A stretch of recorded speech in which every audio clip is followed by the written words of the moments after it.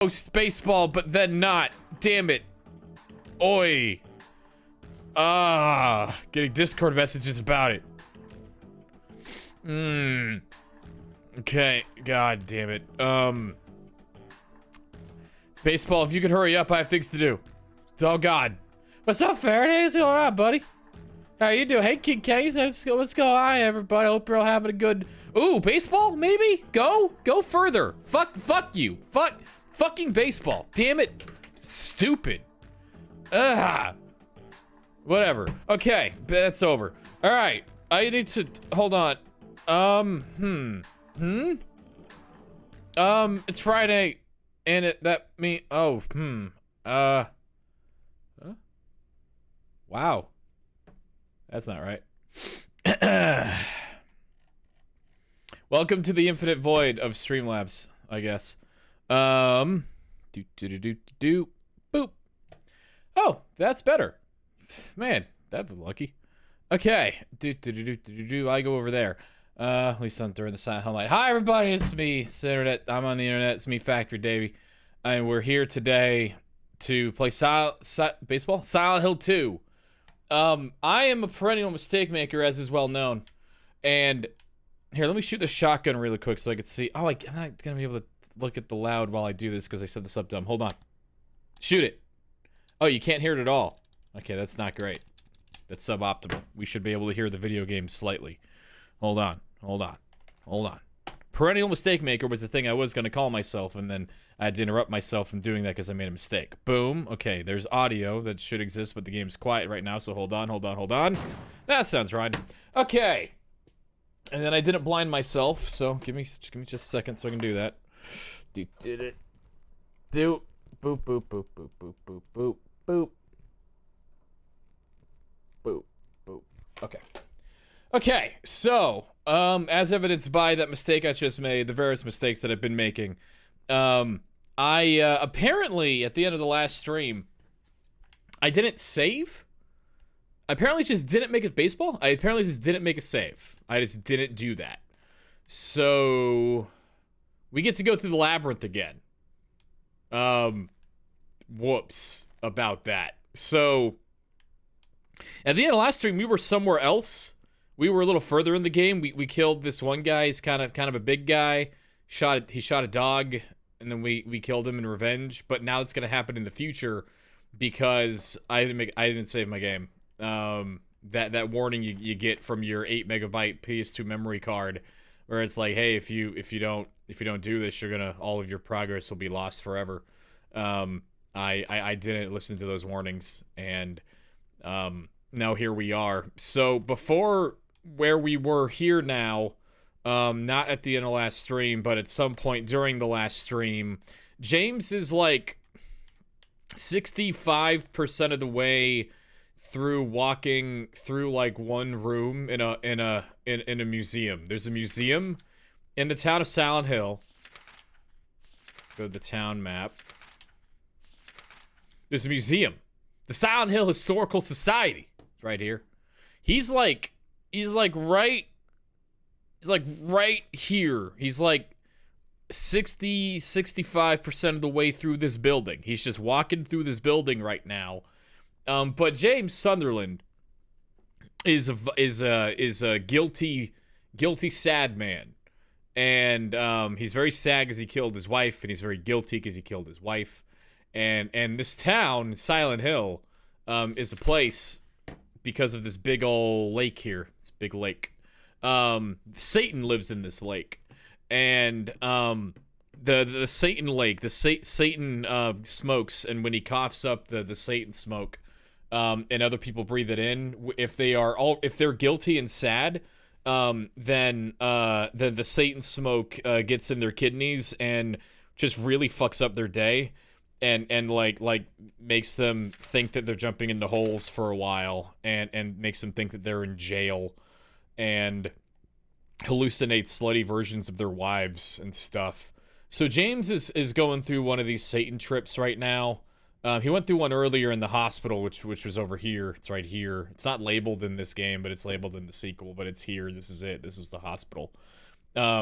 where he went to the hospital and then he had a hallucination that he was basically just in the hospital, but it was dirty. But this time he's in a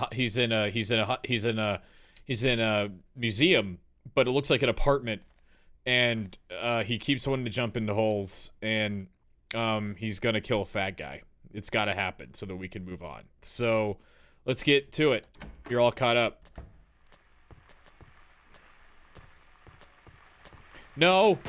Oh, I thought there was a butt monster here. Where is it? Is it you? No! No! Baseball? Baseball! Fuck you! Damn it! No. Oh, there is one! Hey!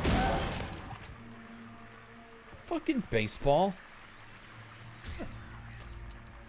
Baseball's let me down this evening so far. We are winning, but it's kind of like we should be winning by like 11 points, and we're only. All I'm saying is that we're not winning by 11 points. I don't know the accounts and descriptions of the product, but we're not doing that, and that's disappointing. There's a guy following us when we get the Satan smoke in our kidneys. He looks like us, kinda. He's like our height, but he wears a triangle on his head, and he had a big old stabby knife the last time we saw him. But nowadays he likes to try to stab us with. He has like a pen. He has like a really big pen. Here, I think I have a picture of the pen, in my memos. Let's see. Yeah, he's got like a really big pencil, and he's trying to poke us with it, with your Reds playing the. Yeah, no, totally. I feel so bad for the like because we were playing the Reds. The Padres were playing the Reds this week.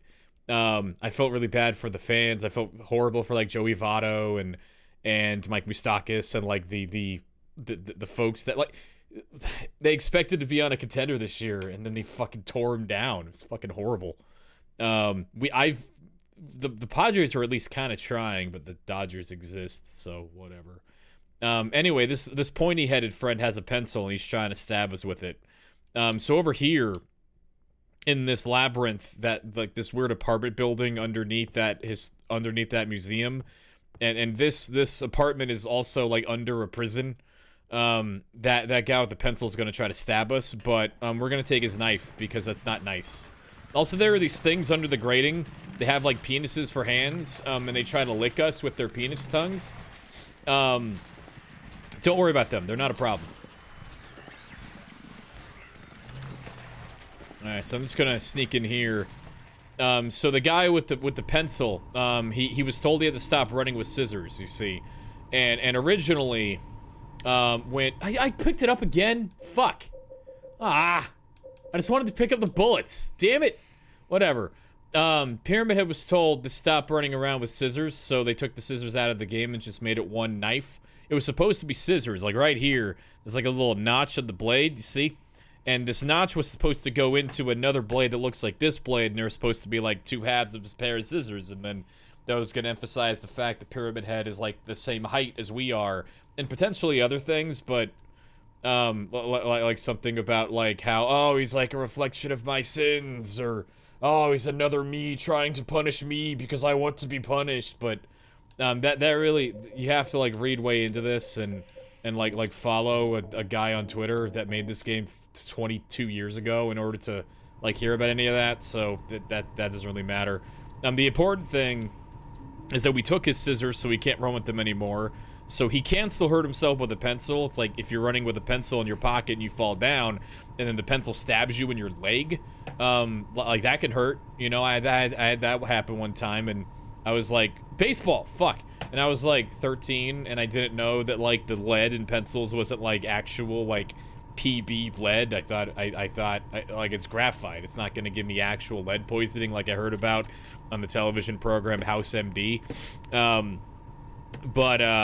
You know, I thought that, okay, well, there's lead in my leg now, I'm gonna fucking die. And then I took it out, and then I realized, like, oh, I guess I'm kind of big, because I stabbed myself in the leg. This pen is, like, 1/4 of an inch in my leg, and like, when I plopped it out, my leg, like, went with it a little bit. I had to, like, yank to get it out, but then there was no blood. There was just kind of, like, it was just kind of a hole in my leg. And then I started thinking about, like, how'd that happen? Baseball? Fuck, damn it. Anyway, Pyramid Head, I took his stuff, is the important thing. Gonna show him. Show him. He can't stop me from taking his valuables. Alright, where are you? Where are you, big guy?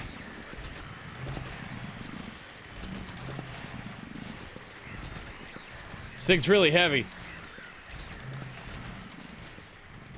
Makes it really hard to run away from your problems when you're wielding a blade this big.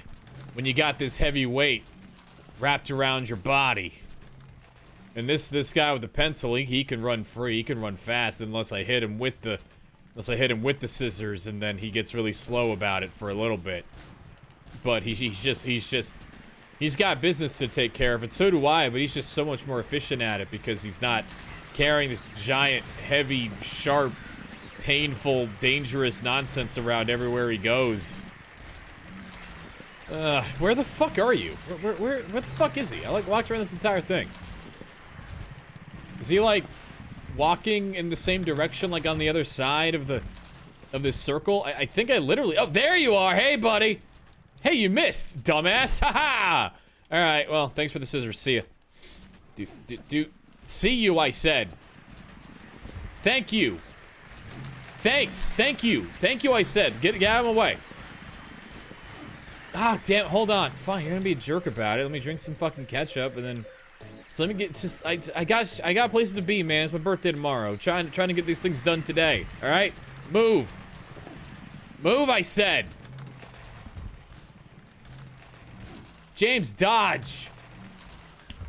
All right, let me just go this way. Let's go this way. Bye. Whatever. I'll just take the long way around.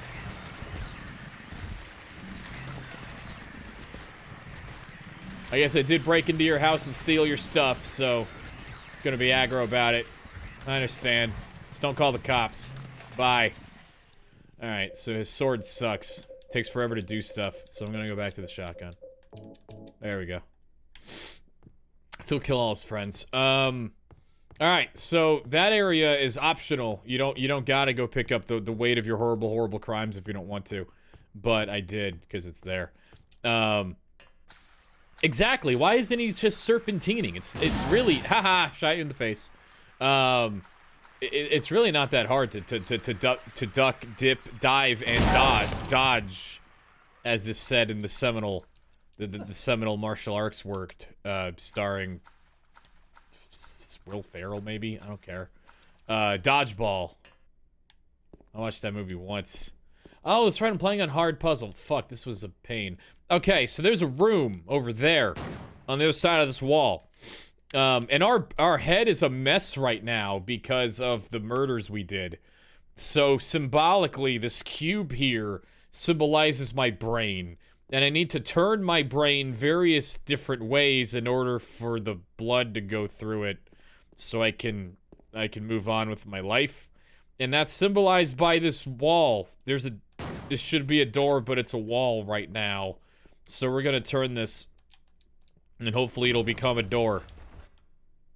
Nope. Nope. Or maybe, nope. Nope. Nope. Yay! Alright, so we can get in, but we gotta get all the way through. We need a hole over there, too. So let's look around and see if we can find two cross-dimensional holes that we could use to escape from our brain prison. Okay, so on the ceiling here, and on the ceiling on the opposite wall, there are holes. So we need to line up those holes with that hole, and where there should be a hole there, and then we can go. So I'm gonna rotate my brain that way and then down. I think I did that wrong. Yep. First time I've ever done that wrong on stream, so it's first time for everything. Shit. Alright, hold on. Is it the same? Yeah, I put it the same way like it was before. Alright, hold on. So we want to do Shouldn't matter which way I rotate it this way, so boom. Fucking piss bucket. Alright, let's just go down. Like that. Because sideways shouldn't matter, because the holes are What? How the fuck did I fuck that up again? What? Is it the holes the same? No, okay, I fucked this up uniquely this time. Is that on the ground now? There's ground hole, and I can't tell where the top hole lives, because I can't see the top of the thing. I'm gonna rotate the cube again. No, that, no, the other way. Hold, this way. Nope. I've always just kind of done this on instinct, I'm realizing, and it's always just kind of worked out, but it's not working out this time. Fuck, damn it. Uh-huh. Oh? Okay. Where are the doors? Where the doors live? I don't see the doors where they should go. Oh, no, they're okay. They're like, it's like here, so I just gotta rotate sideways quickly, and then we'll win. There, I won. Yeah. Yeah. First try. And that's how you do that puzzle. Fuck, cutscene.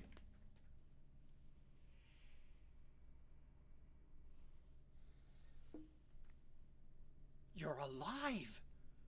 Maria, I thought that thing killed you. Are you hurt bad? Not at all, silly. Pencil guy killed this lady. She looks like her wife. Maria? That thing, it stabbed you. There was blood everywhere. Stabbed me? What do you mean? It chased us to the elevator, and then... James, what are you talking about? Just before. Don't you remember? James, honey, did something happen to you? After we got separated in that long hallway? Are you confusing me with someone else? You were always so forgetful. Remember that time in the hotel? Maria? You said you took everything, but you forgot that videotape we made. I wonder if it's still there. How do you know about that? Aren't you Maria? I'm not your Mary. So, you're Maria? I am. If you want me to be. All I want from you is an answer. It doesn't matter who I am. I'm here for you, James. See? I'm real.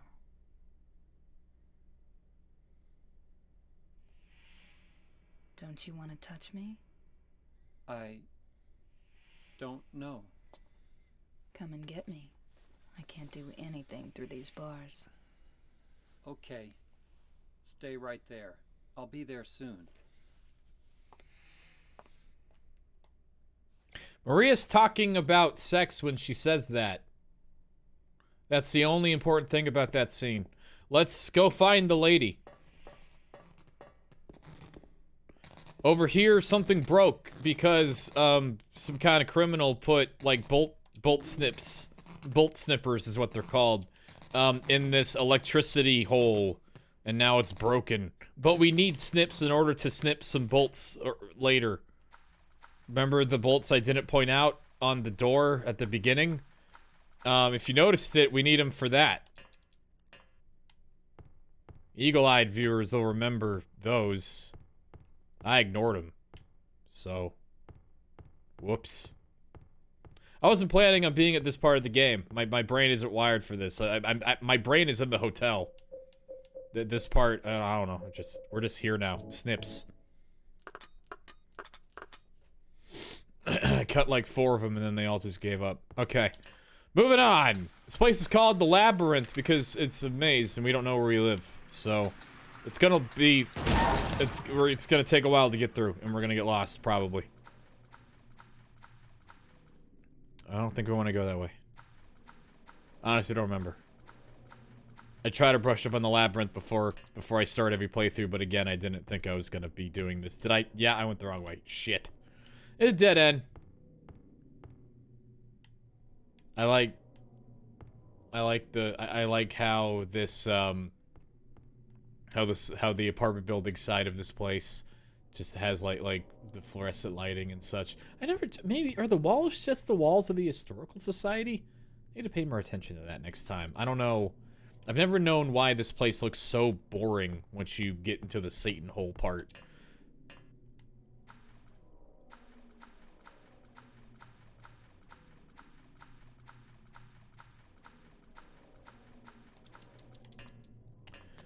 Alright, get out of the way. Get out of the way. If you're in the way, get out. I heard someone somewhere. They weren't in the way. Sorry for making an assumption.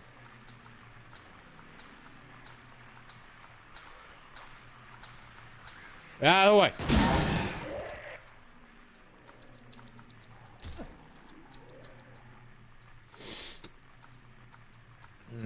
Okay, right here. Go this way. Gonna be an idiot. Walking where I need to walk, probably, and we'll shoot them in the face if they are, but otherwise, we'll just move on. Nope, leave me alone. Sorry. I played a little Final Fantasy XIV this week. Every time I see the people that are like really far in that game and are doing fun things. Every time I see that happen, I go, man, that game looks really cool. I want to have fun. They're having fun. I want to have fun.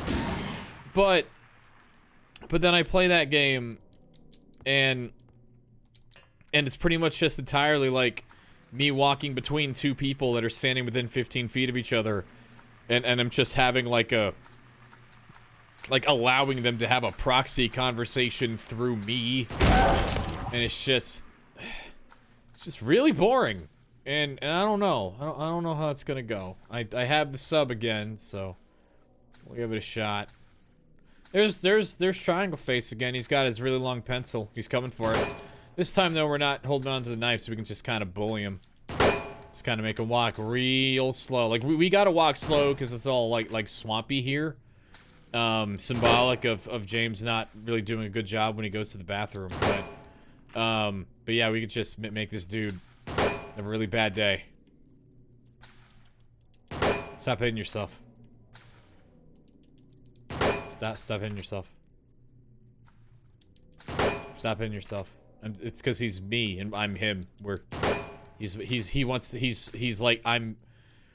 supposed to make me realize I need punishment, but I guess, I mean, ultimately, as long as one of us is getting punished, it counts, right?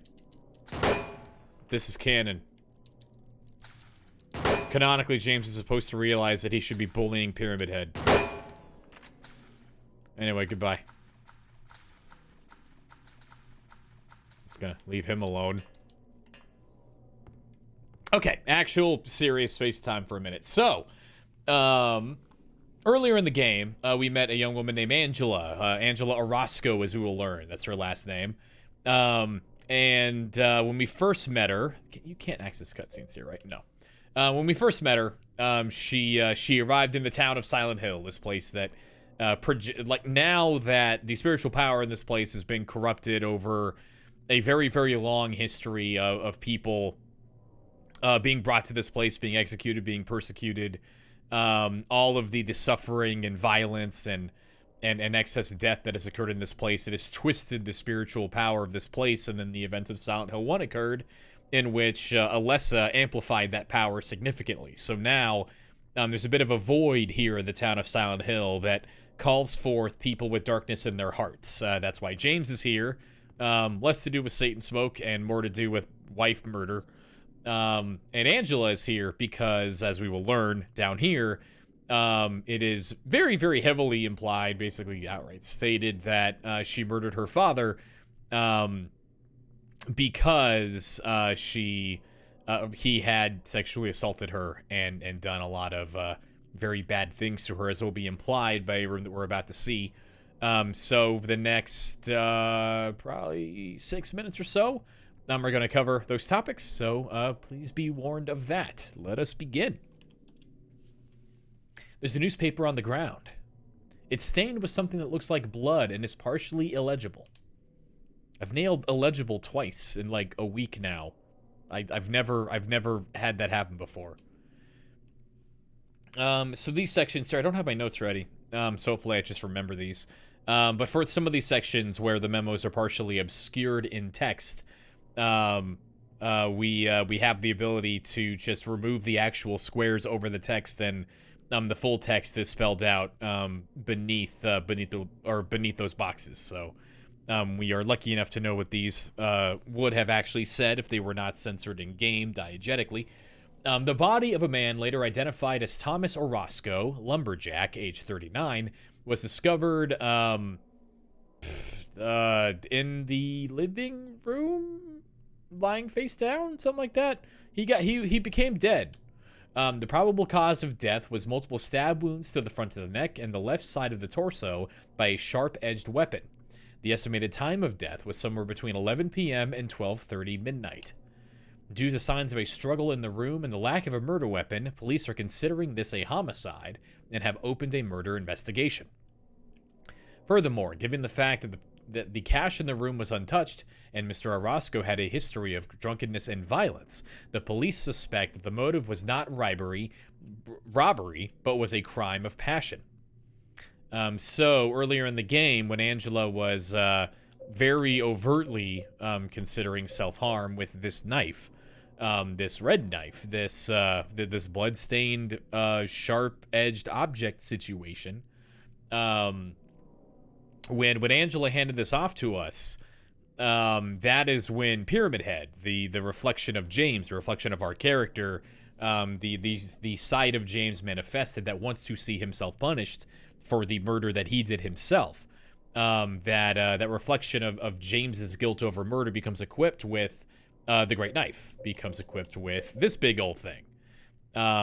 So there is a little bit of the sharing of the burden and the trauma there, and a little bit of a hint potentially that this was, I mean, it's pretty clear. Looks like a murder weapon. Well, if we examine it, blade is stained with something red.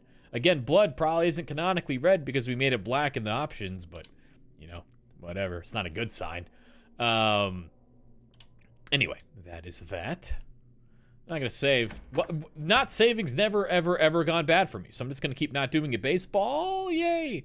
Okay, so, again, this next scene is pretty intense, so I'll be over here.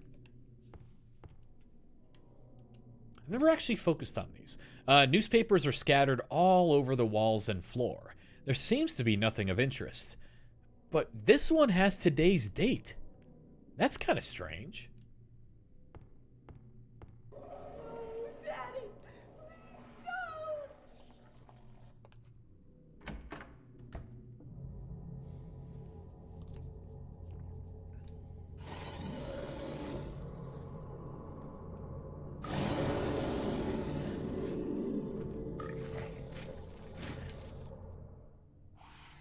Okay. So now we're gonna fight this thing, and we'll talk about what this thing is when we're done fighting it.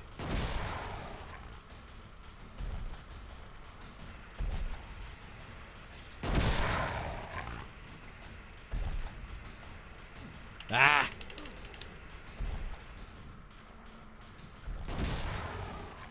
Think it's dead? Yeah.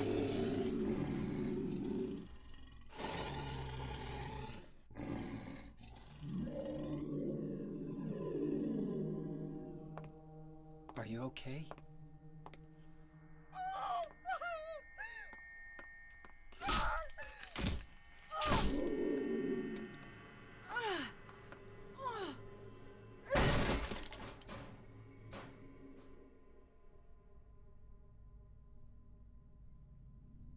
Angela, relax. Don't order me around.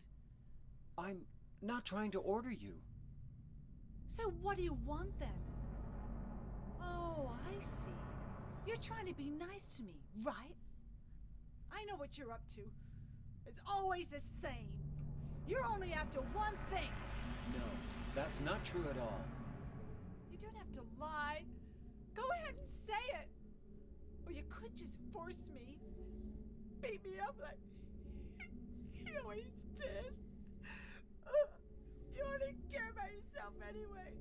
You disgusting pig.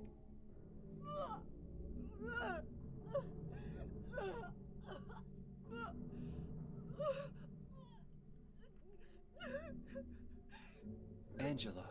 Don't touch me! You make me sick.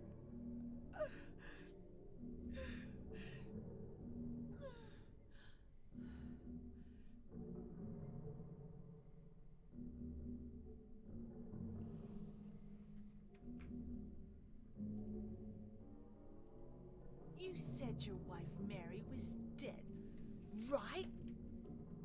Yes. She was ill. Liar! I know about you. You didn't want her around anymore. You probably found someone else.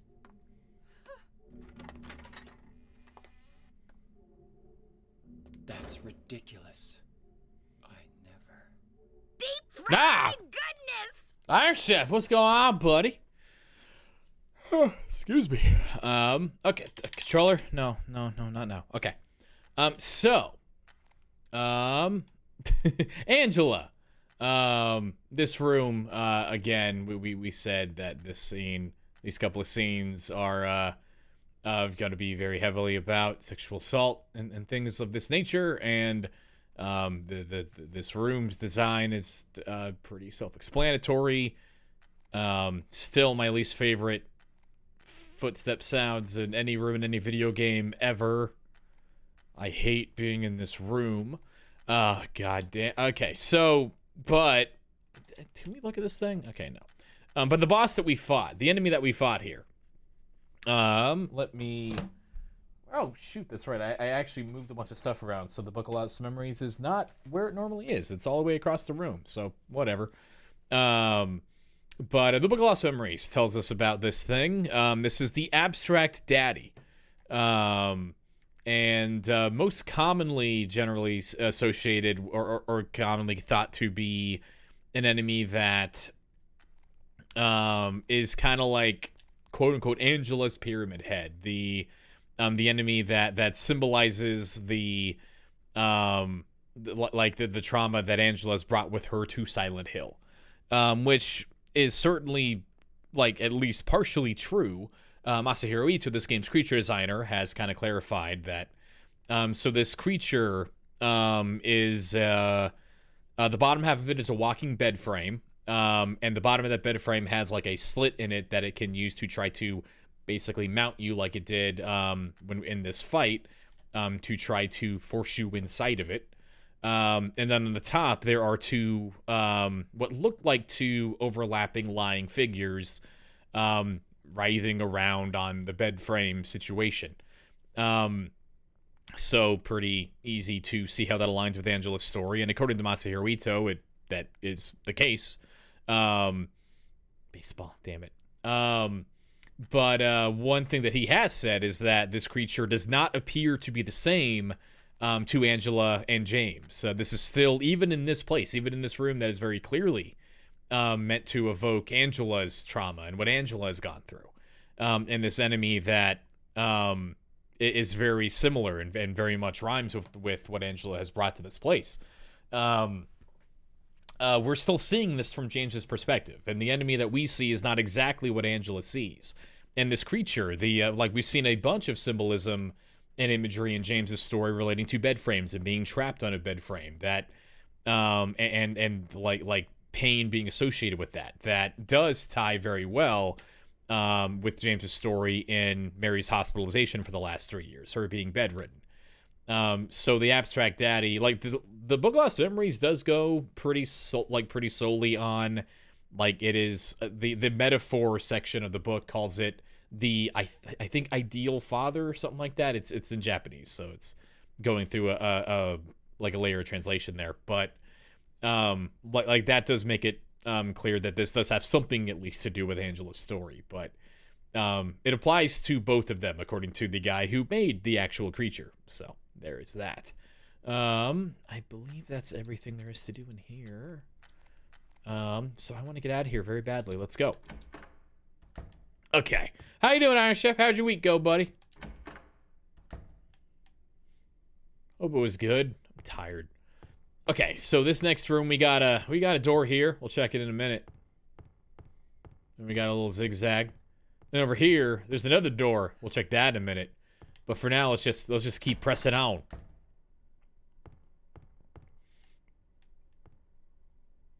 We've seen these before. We have been in a prison cell once over the course of this playthrough. But it looks like these ones we can open. If only we can get rid of these gosh darned handcuffs. I can't turn the handle unless I remove the handcuffs. Alright, so let's find a way to open those handcuffs. Let's find a way if this man who feels himself persecuted can find a way to break free of those chains. Over here, we have 6 bodies. 6 bodies that are suspended in midair, and they all got these little pieces of paper on their face. And I'm gonna take the exact same notes that I took just a few days ago, and hopefully I don't fuck up the puzzle again. Yeah, sure, let's use the back of this notebook. Tough week, but you're alive? Yeah, kinda me too. But here we are. We made it out the other side, I suppose. Alright, so all these folks got a piece of paper on their heads, and these pieces of paper's got some word on them. Let's write them down in my notebook. Kind of hard to angle yourself so you can read them. Here we go. There's a line saying there's a piece of paper on his face, but I skipped it. Whoops. This man was hanged for the crime of swindling. I'm gonna write down the word swindling in my notebook. Justice and revenge have been served. This man was hanged for the crime of embezzlement. Justice and revenge have been served. This man, kidnapping. Justice, revenge, whatnot. This guy over here. Murder. Yeah. Counterfeiting. This guy. And finally, bodily injury. The 6 crimes: swindling, embezzlement, kidnapping, bodily injury, counterfeiting, and murder have all been punished, and have justice has been achieved for all of them by suspending in midair by a uncertain means. So let's go find out what the puzzle is. There's somehow this has to get us a key, like all things do in Silent Hill. When we walk in this door, the camera makes sure that we see these two plaques over here on the fence before cutting away and revealing that the design of this room is very similar to the design of the room down the hall.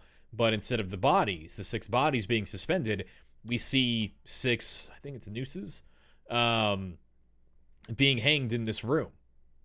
So let's go ahead and see what these words got to say for themselves. I do not wish to die, but tomorrow I will climb the 13 steps. Please, someone answer me. Why must I die come the morning? The man in prison beside me believed me. Because they're all insane, that's why, he said.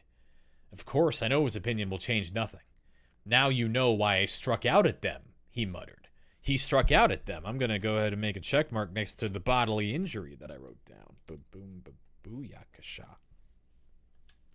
The man who was executed yesterday, the one who had said his job was to sell dreams, said that it was not true. Could be counterfeiting or swindling.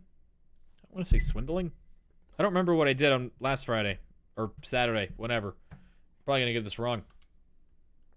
But the man who was said to be executed the day after tomorrow for stealing children, kidnapping, shouted back that it was true. The man who was hanged today did not answer. They'll kill me either way, he said. He He was caught embezzling public money, so he hasn't any hope for mercy. Embezzlement. Whoops. Not counterfeiting. The man who was always quietly smiling to himself said, I am happy, for soon I will be with her. So this one's a little vague as to what crime may have been committed by this man, but kind of just use a little bit of situational awareness. That's James there. And murder. That's murder. Be with her. Gonna be with her. Gonna drive into that lake. Be with her. That's murder. That's a big old James murder there. I do not wish to die. I long only to return home. But I know it is not to be. Though I have done nothing, this crime has been thrust upon me. Someone save me. This is not judgment. They are bloodthirsty, and I am their sacrificial lamb. And there's a second little plaque here. Only the sinless one can help you here. Mistakenly pull on a criminal's rope, and your reward will be returned to you in a shape most wondrously strange. So, I don't think I've ever actually showed off what it looks like when it gets returned to you in a shape most wondrously strange. So, I'm going to go ahead and pick... I know for sure, because it was explicitly said, embezzlement, kidnapping, and bodily injury occurred in that story. We're going to assume that murder happened with the allusion to James. So that leaves swindling and counterfeiting. And that has to be associated with the crime of selling dreams, which to me sounds like swindling, but I'm going to pull on the swindling rope just to, I'm less confident in that. And then if I am wrong, we will see how our reward is returned to us in a shape most wondrously strange. And as you might expect, the imagery that we're about to see very strongly indicates that James is considering suicide, what with the pulling a noose down. So be warned of this.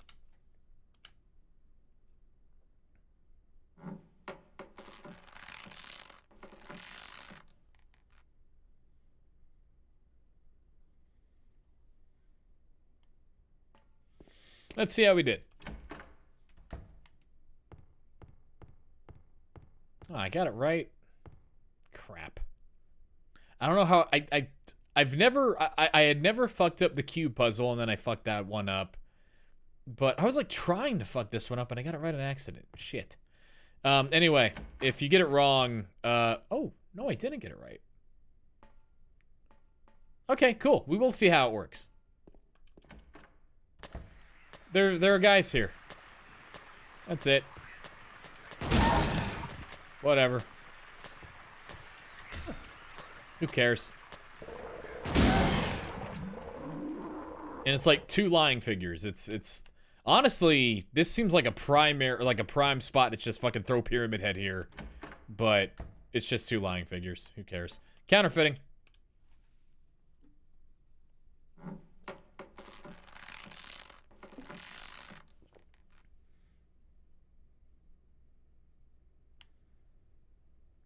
Alrighty.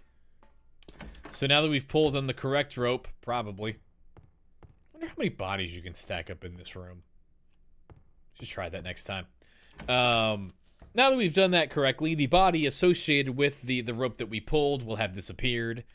And this persecuted man will leave behind for us the key of the persecuted.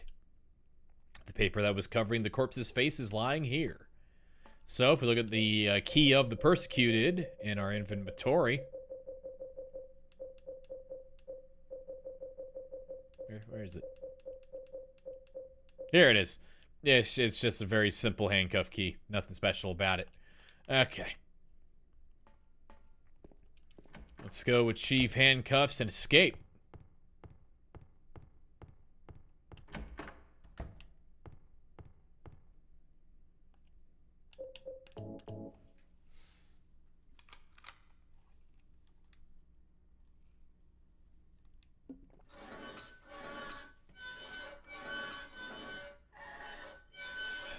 Booyah. So, now that we're here, we can't go further down the first hallway that we find because there's a door here. The door is locked, so we don't own another key. But before we go down the hall, where we do see a door, let's do some let's do some map spelunking. One, we can tell, excuse me, that we are on the other side of the door where Maria, the version, the lady that has been manifested by the town, who looks a lot like our wife, where she is waiting. We can tell because here are the stairs we went down, and then there's the little divider here. Those prison bars that were separating us and her.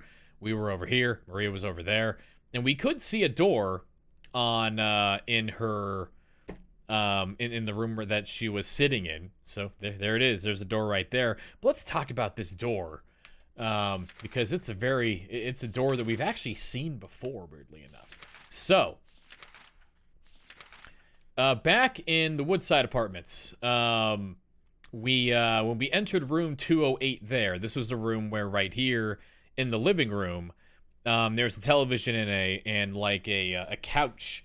And when we visited that place after we picked up our gun and we saw Pyramid Head for the first time, that chair or that couch had a dead version of James's body in it, and it was slumped over in front of a television displaying only static.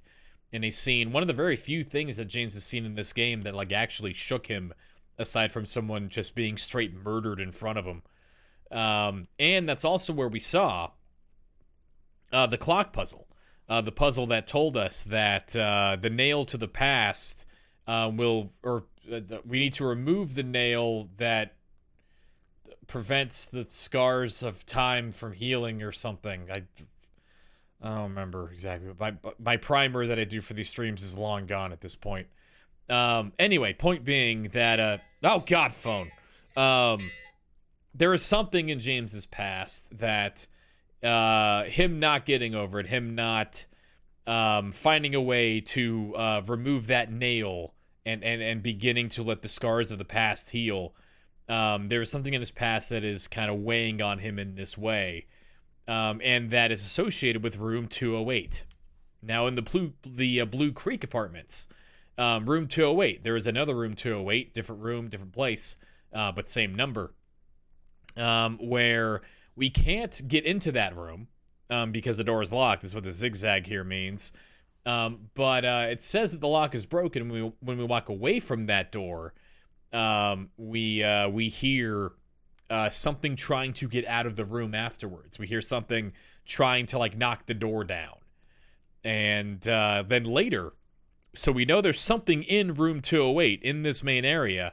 And then later we end up right over here in this little nook in room 208 where we pick up a key that ends up letting us into this fire escape, and then we go and fight Pyramid Head, and it's all happy hunky-dory times. But whatever is in there, we were separated from it by a barrier, just like we were separated from Maria in the labyrinth. And this door right here, even though it's in the middle of a mind prison, at the bottom of an actual prison, which is at the bottom of a museum, does bear the room number, for one reason or another, of 208.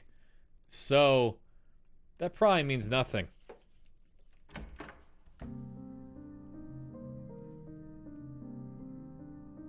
Maria? Maria? Maria, no. What happened to you? Why?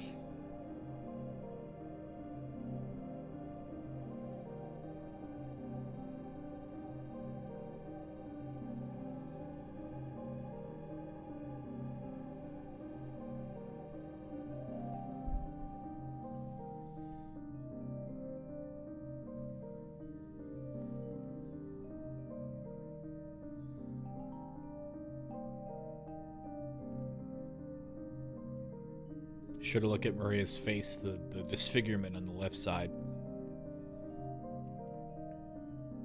Mary.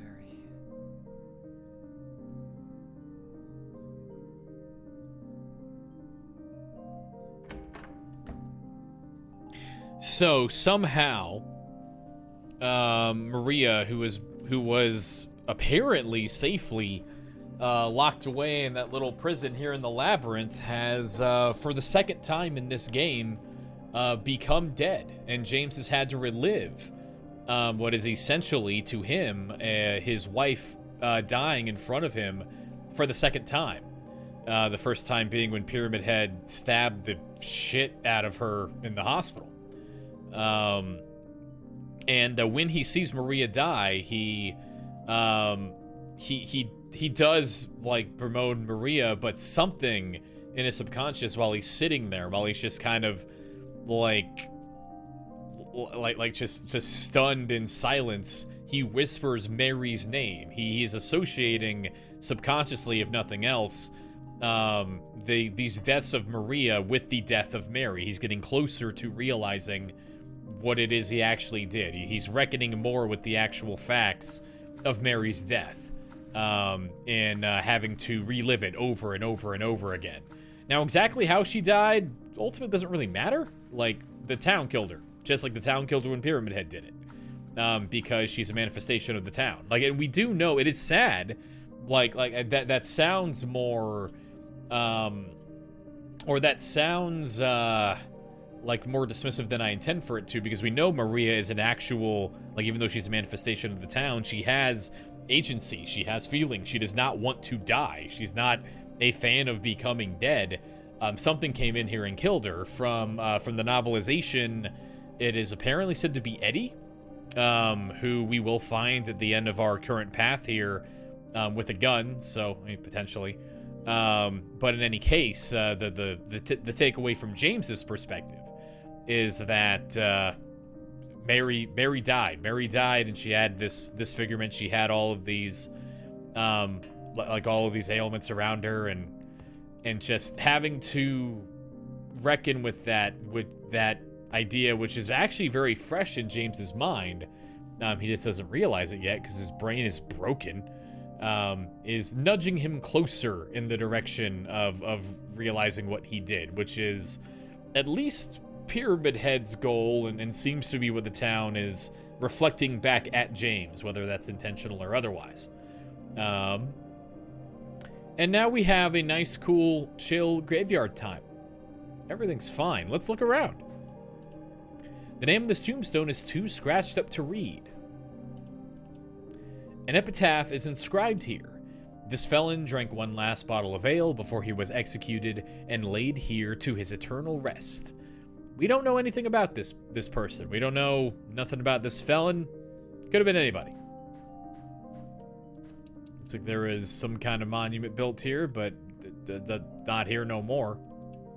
The name of this tombstone is Too Scratched Up to Read. There's a name inscribed on this tombstone, Miriam K. Traitor. You could try to make a guess as to who this might be. Maybe it's someone from Homecoming, but again, really no good information or evidence that we have any idea who this is. Name of this tombstone is also Too Scratched Up to Read. This one isn't, though. We know this one's name, and actually, since it's been a minute, let's go ahead and refresh. Back when we were in the apartments, we found some garbage. There was garbage in a garbage chute, and then we dislodged the garbage with more garbage. And inside of the garbage chute, we found a newspaper.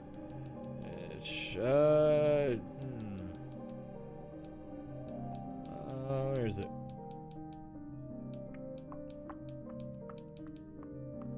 Article about murder incident. There we go. Hey, Stripes, go on, buddy.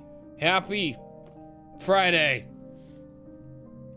We found this newspaper, or magazine, or something.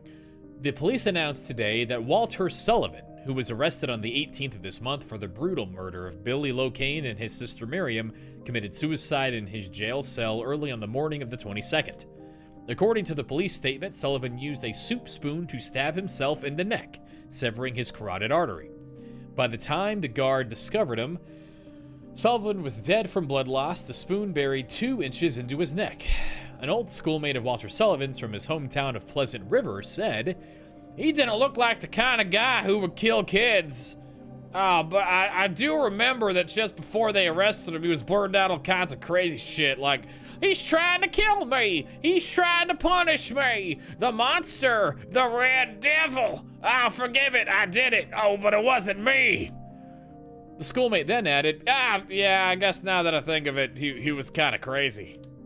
Anyway, Walter Sullivan was a fucking maniac murder idiot. And later we'll learn that he had magic powers, and also he's dead, according to this tombstone. There he is, Walter Sullivan. We'll learn all about him again in Silent Hill 4. He's weird. And then we got 3 empty graves. 3 big old holes. One of them apparently way bigger than the other 2. These 2 look normal. You can see the bottom of them. Then over here you got like a Shia LaBeouf like Disney original movie hole size hole. That's fucking deep. Looking for some kind of buried treasure over here. These are just for like people. But we got 3 body holes, and we got 3 people called to the town. We already know who these are gonna be for, but let's check anyway. There's a name inscribed on this tombstone. Name of Eddie Dombrowski. The large man, the big friend with the big gun who is talking a lot about murder lately. He used to just be cool and eat pizza, but now he's like, he's just walking around going like, killing some persons ain't no big deal. Like that's normal.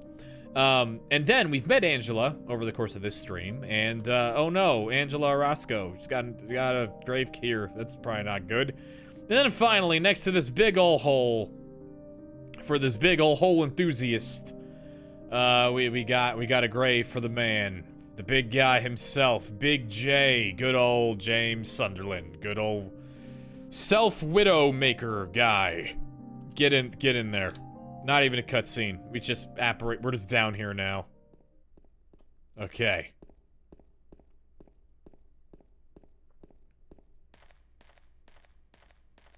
As we walk down this hallway, it looks like it's getting colder. We see these vents here, and we see the chill in the air.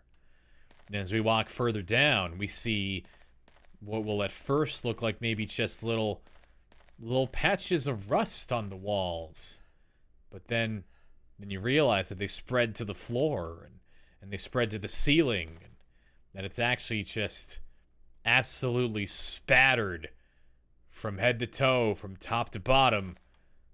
And that good old red sticky, that stuff on the inside of the body that's not supposed to leave or you die. There's a murderer in here. Let's fight him.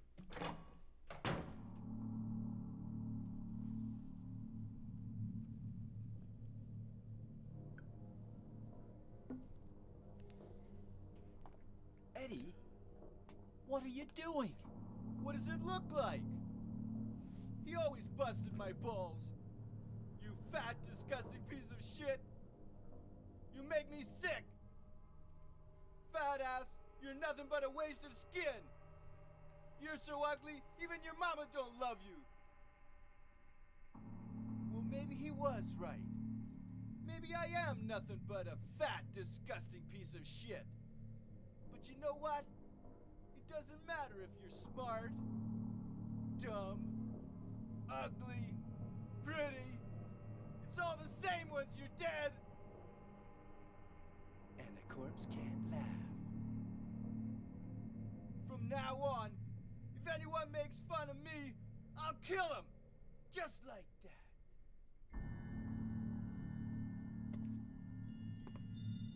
Eddie, have you gone nuts? I knew it. You too. You're just like him, James. Hey, I didn't mean anything. Don't bother. I understand. You've been laughing at me all along, haven't you? Ever since we first met. I'll kill you, James. Eddie shot first. Everyone saw it. Ah! Oh, hold on. Ah! No! Haha! I forgot what button controls the camera, what button controls the shooting Eddie in the face. I don't know how. I'm gonna blame it on having to remap this because of the DDR pad. Anyway, Eddie's having a good time. Eddie's having a normal day over here. Just kind of shooting random people in the shoulder because, I mean, we were a little aggro, I guess, with the have you gone nuts after he admitted to murder, but Whatever. In this room, we see a bunch of dead guys. That guy's dead. He's dead. The third guy down here, he's dead. And another dead guy over here. There's a dead guy over here too. Lots of dead people. And these dead people, at first, they might look like the James corpses we've seen everywhere, and it's easy to think that because they got we got like the tinged green in here, but it kind of looks like they're wearing like a brown stupid shirt instead of our dumbass green jacket, and their jeans are slightly different. But that doesn't mean we haven't seen this body before. We saw this body, pretty sure anyway. It's hard to tell because of all the dust. But we saw this body in the historical society.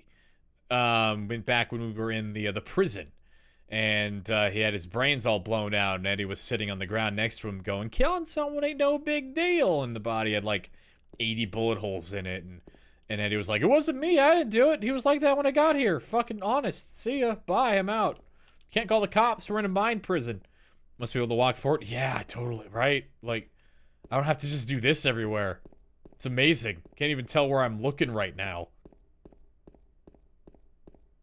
Anyway, let's go. Let me switch over to the rifle, because that's the canonical way to do this. Because notably, Eddie is not dead. He just kind of ran away. Let's go kill him.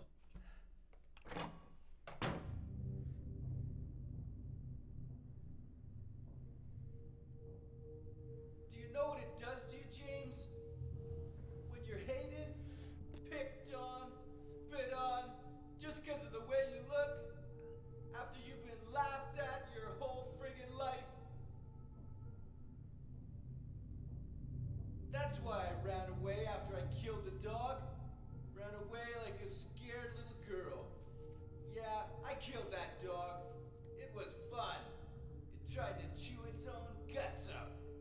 Finally died all curled up in a ball. Then he came after me. I shot him too, right in the leg.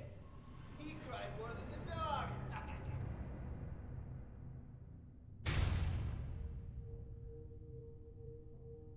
He's gonna have a hard time playing football on what's left of that knee. You think it's okay to kill people? You need help, Eddie. Don't get all holy on me, James. This town called you too.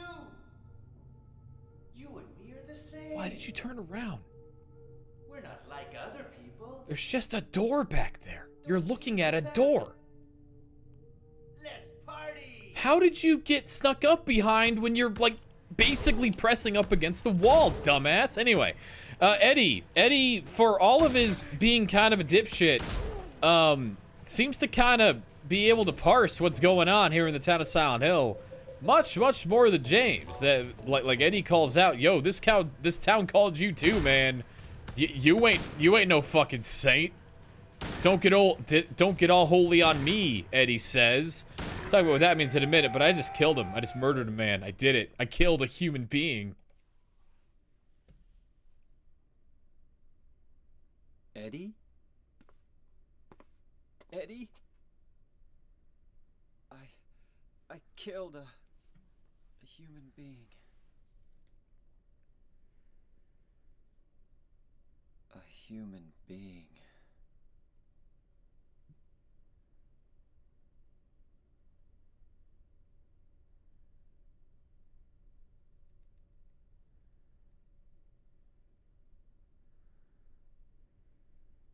Mary. Did you really die 3 years ago? Inventory check.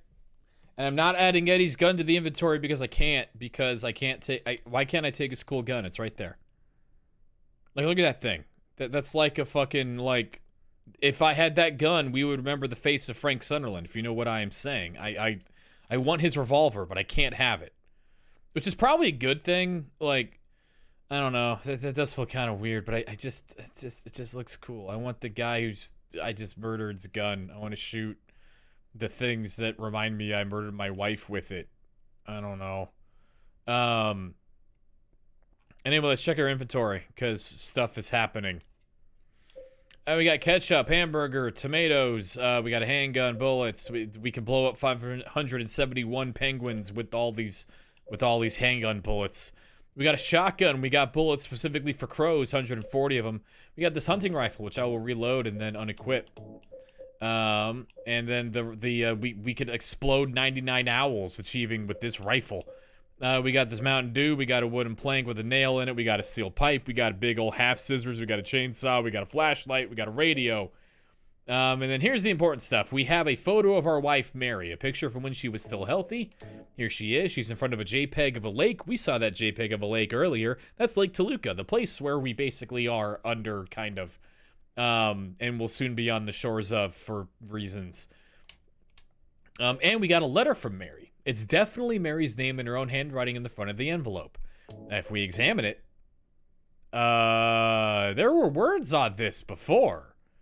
There were words on this piece of paper before. Those words read, "In my restless dreams, I see that town, Silent Hill. You promised to take me there again someday, but you never did. Well, I'm alone there now, in our special place, waiting for you." But this letter, as we have discussed, is not real. This, when James, a couple of days ago at the latest, after he killed his wife, James made the decision to come to Silent Hill, to end his own life and be reunited with his wife, Mary. And then on the way, he had this break from reality. And, this mental delusion that actually his wife didn't get sick 3 years ago, she died 3 years ago. And, as part of that delusion and part of the town's manifestation, the town's apparent intervention, James has, this letter manifested into James's possession. A letter with definitely Mary's handwriting on the front, or on the envelope. But this letter is part of that delusion that James has had throughout his entire journey here, that he is looking for Mary. And now that he has killed someone, now that he has performed the act that he is denying that he did to Mary, that delusion is beginning to break down. We saw that begin in the labyrinth when James is looking at Maria's dead body and then associates it with Mary and associates sitting in front of Mary, lying on her bed, dead, with the image of Maria in front of him and back in that room 208 a few moments ago. But now that he's in deep, now that he's actually done a killing, that delusion is beginning to physically fall apart in the letter, beginning to disappear. This is step 1 of 3 as James gets closer and closer to the truth. First, it'll start with the text disappearing. But for now, there's just nothing written on the stationery. The letter's still there. We got this knife from Angela. She definitely used it to kill her father earlier. We have a dog key. We just do. We found it in a doghouse. We don't know where to use it, but we have it. We have this book, Lost Memories, a history of the legends and history of this town and the surrounding area. We learned from Maria's side story this also has within it an outline of how to perform by channeling the spiritual powers of Silent Hill, a ritual called the Resurrection of the Dead, which might come up with this guy having killed his wife and being sad about it and having her body in his car. We have this body of white chrism, a glass bottle containing milky white anointing oil.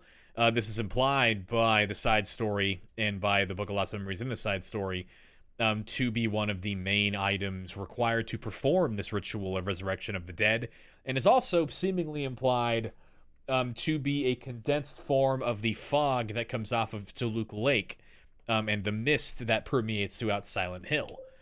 We have this obsidian goblet, ancient-looking goblet carved from pure obsidian, found in the old museum. If we examine it, we see that a snake is carved into its stem.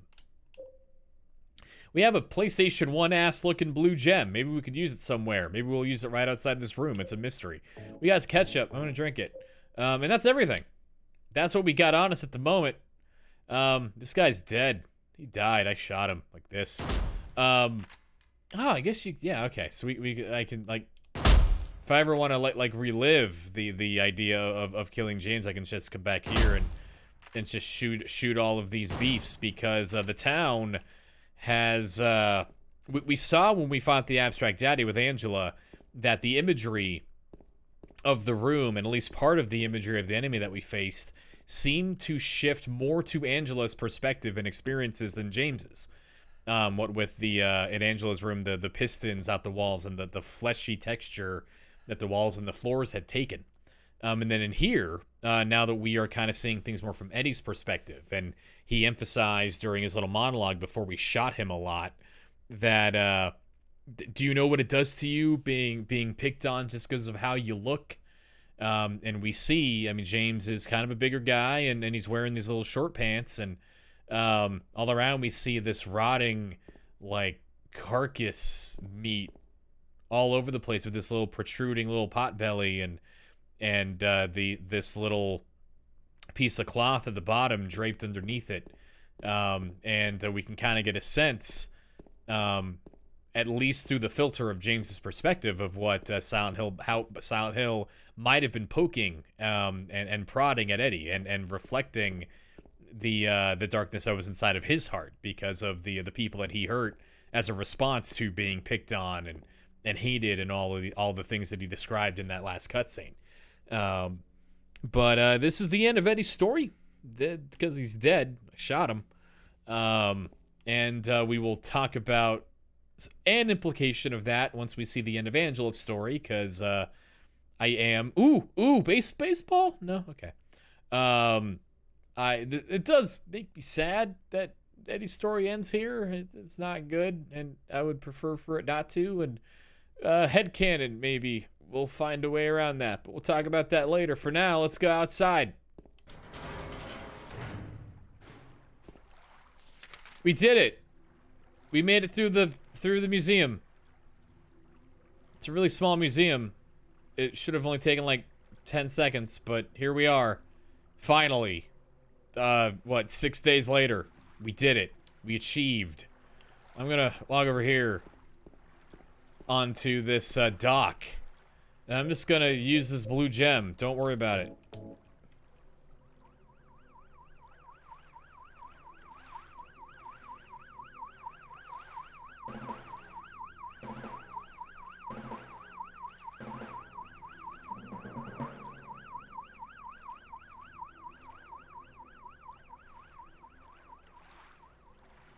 Don't worry about it. It's fine. That meant nothing. Let's save, because this is exactly where we were at the end of last stream, and apparently I didn't fucking save, so whoops. Oh no, I had to play more Silent Hill 2, darn. But here we are on the shores of Toluca Lake, in our eventual destination. Originally, when we read Mary's letter, which is now disintegrating within our very grasp, and Mary said that she was waiting for us in our special place. We thought that special place would have been Rosewater Park, the park that we sat on the shores of, just looking at the water for hours. The very spot where this picture probably was taken. But we went to damn it! It's a replay of a baseball. I got excited. But we went there, and all we saw was like a demon succubus lady. So we kind of recalibrated and determined that the special place that the fake letter must have been referencing was actually the Lakeview Hotel. All the way across Toluca Lake. And Nathan Avenue, right here, had like a bomb happen to it, so it collapsed. So we couldn't just walk there. But now we have a way to get to the Lakeview Hotel, because we are at a boat launch. If we look back at the map on the other side of the Historical Society, there's a boat launch. So let's achieve a boat and find our way. We can see in the distance, as we get further and further onto the lake, a light in the horizon. That light will end up being a lamp on the dock to the Lakeview Hotel. So let's get moving.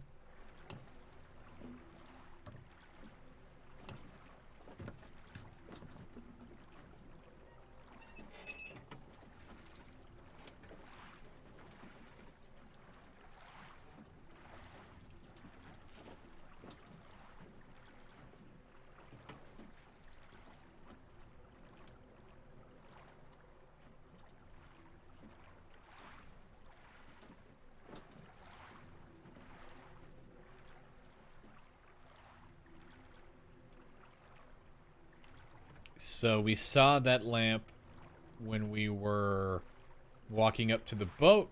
So let's get aligned with it. We gotta go that way.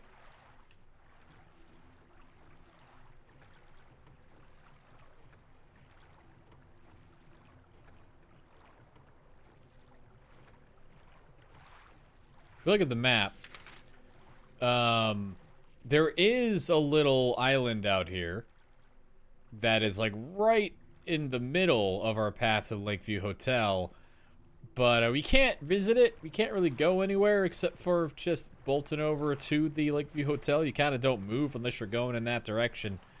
But we will probably see that island before this day is done.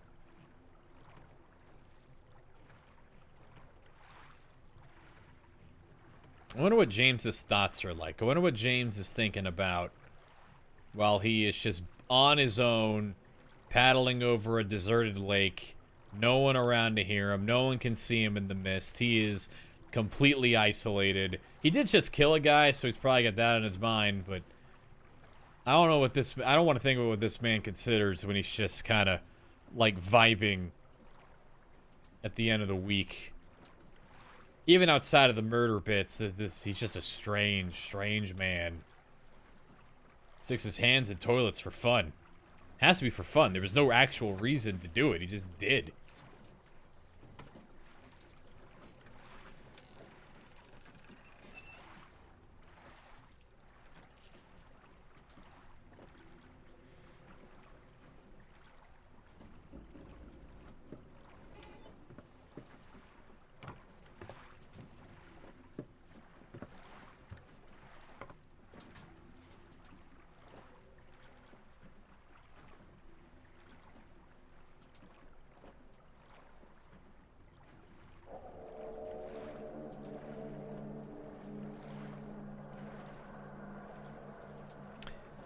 This place, the Lakeview Hotel, in James's mind, has not changed at all in the last 3 years.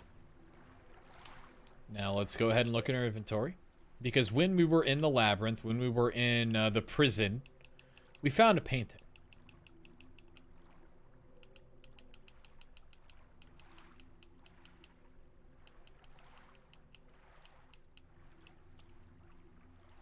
Not this one. Not this one. Here we go. So, let me actually get a little bit of a view before we look at this painting again. So, here we have a dock. We can see that that lantern over there, the little lighthouse that lit our way.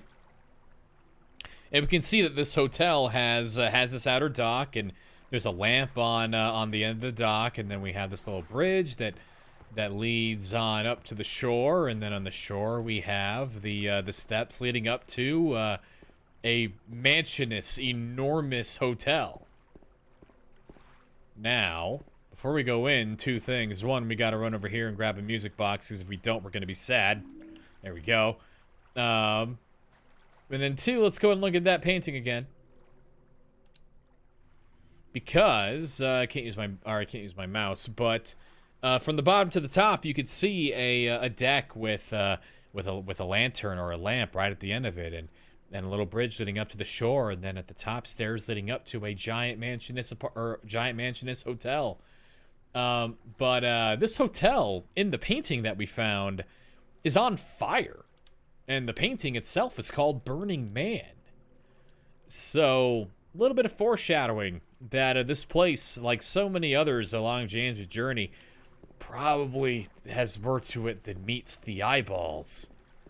But let's go in to this totally normal, fine hotel. We got a map.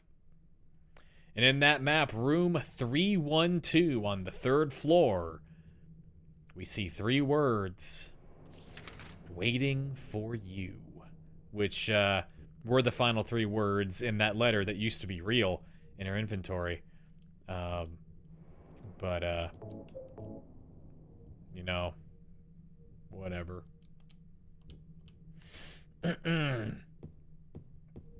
Let's get this out of the way first. Gonna walk over to this little restaurant. James gonna get his eyes stuck on something. Someone has laid out a meal. We got a fish key. We got a key that appears of fish. Where is it? Here we go. We got a key with a fish-shaped keychain. It was at the top of the restaurant, at the top of a table in the restaurant. I don't know why it's a fish. I don't know anything about this. It's weird. And we have this Little Mermaid music box. Music box with a figure of the fairy tale, The Little Mermaid attached, found in the garden fountain. We'll use this later for some reason. But Silent Hill, I like it because it doesn't jump scare you, and it's not a dick about that. Wowie wow, wow, wow. Oh my god.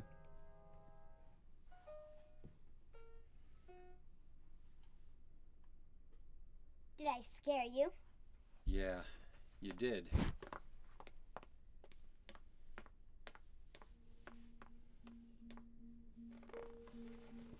You're here to find Mary, aren't you, James? Well, have you? No. Is that why you're here too? She's here, isn't she? If you know where she is, tell me. I'm tired of walking. I wish I knew. But she said it in her letter. What letter? Wanna read it? But don't tell Rachel, okay? Who's Rachel? She was our nurse. I took it from her locker.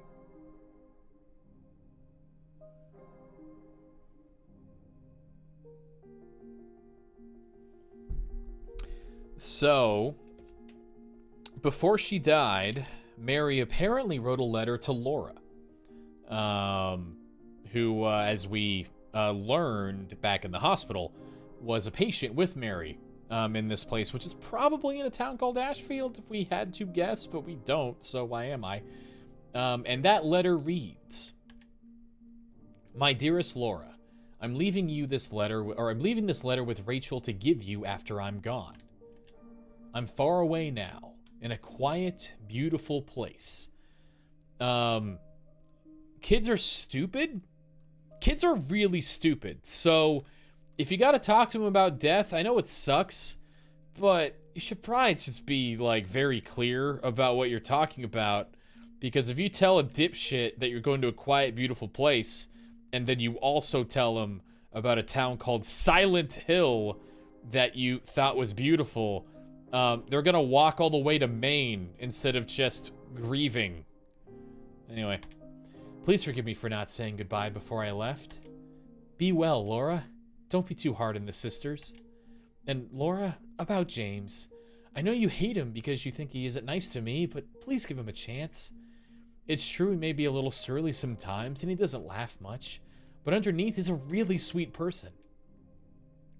Laura, I love you like my very own daughter. If things had worked out differently, I was hoping to adopt you. Happy 8th birthday, Laura. Your friend forever, Mary." Laura, how old are you? I turned 8 last week. So, Mary couldn't have died 3 years ago. Could she really be here? Is this the quiet, beautiful place she was talking about? Me and Mary talked a lot about Silent Hill. She even showed me all her pictures. She really wanted to come back. That's why I'm here. Maybe you'll get it if you see the other letter. The one Mary... Huh? I must have dropped it.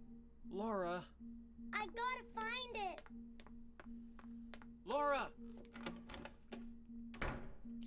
So that second letter, the letter that Laura is off to find that we will never actually see her find, is probably the letter that Mary actually wrote to James.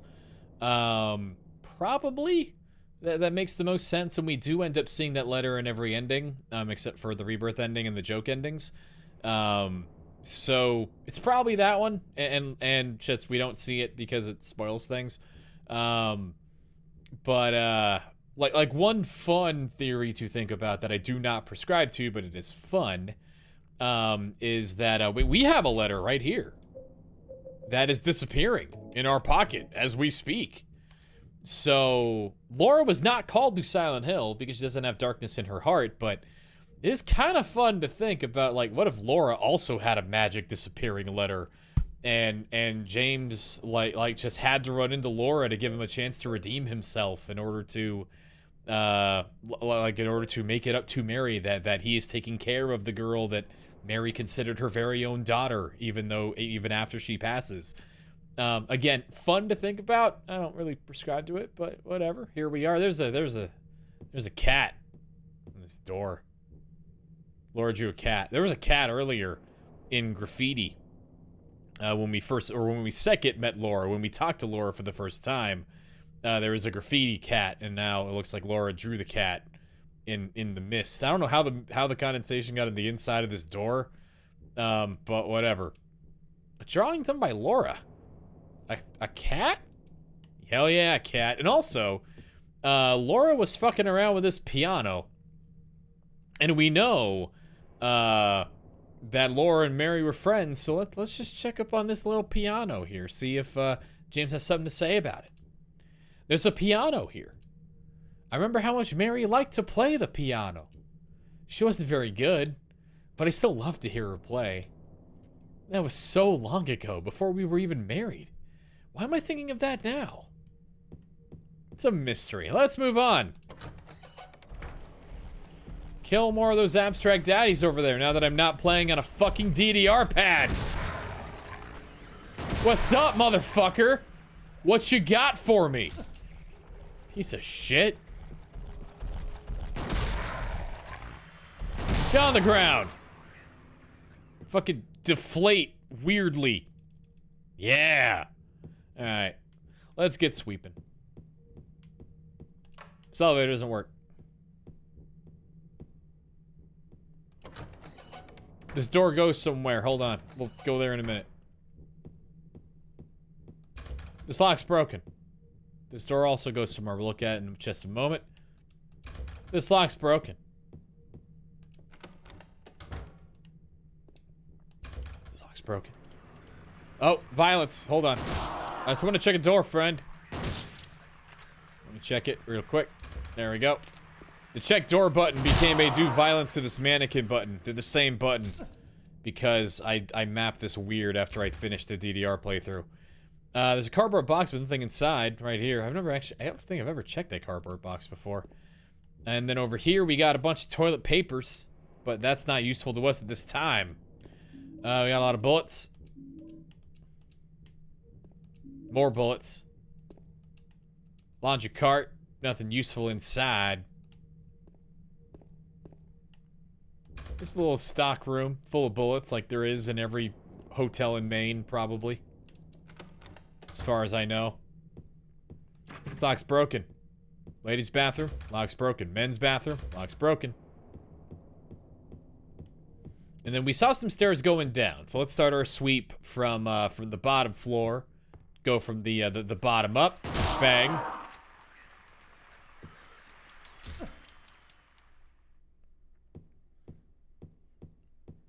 There's a place here, the restaurant, or sorry, the bar, Venus Tears. It'd be important to remember for later, but for now, the door is locked. And then there's a little elevator here. It's really loud once you walk inside of it. And in this elevator, we got a can of paint thinner. I went the wrong way. A small can filled with thinner lying in the elevator. And it says right there, high solvency thinner. Ooh, wow. But I think that's everything down here. So, nice, easy floor. I think there's some doors over here, but their locks are broken. Okay. Let's see. Did we get everything? We did. All right, so now there's this big old lobby. Let's observe the lobby. Mr. James Sunderland says this note on the lobby of the Lakeview Hotel. The videotape that you forgot here is being kept in the office on the first floor. Well, that's lucky. It's been 3 years. And notably, there are no keys in the key box. Except for this key. There we go. The key to the room where Mary and I stayed. Room 312. So, normally, we would just sweep the entire area. We would just kind of check every door and search for keys in every crevice. But, I mean, we know where Journey ends in room 312. That's where Mary's waiting, so let's just make a beeline up there. Fuck it. Second floor. Right over here, third floor. But, unfortunately, right outside of room 312, we are inches away from our destination.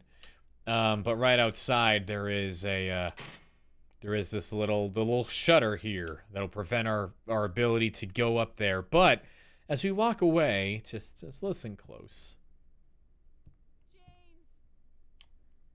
As you walk away, you can hear, just to give James that one last little push, you can hear Mary calling out to James. That is kind of random, so I'm glad we got it in the first try.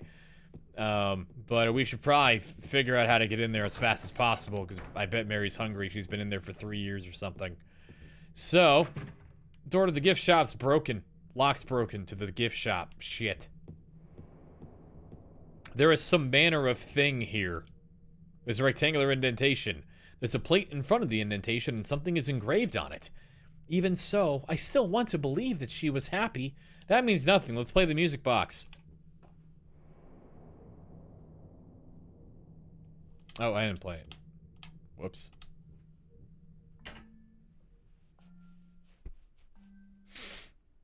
That doesn't sound quite right. Is the music box broken? Well, we have a music box, but there are obviously 3 rectangles there, so we need to get 3 before we're gonna try anything, or else it's just pointless. So, let's just make sure this door's a real door, just so I mark it on the map. Huzzah, it is. Okay. So that's the first floor down. At least the first floor that we can see.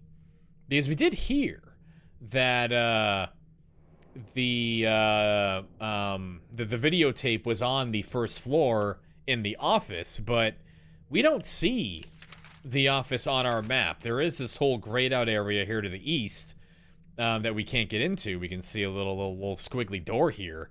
So for now, we're just kind of shit out of luck. We swept everywhere we can go, and we didn't see that office. So let's just get up to the second floor and keep on pressing. This lock's broken.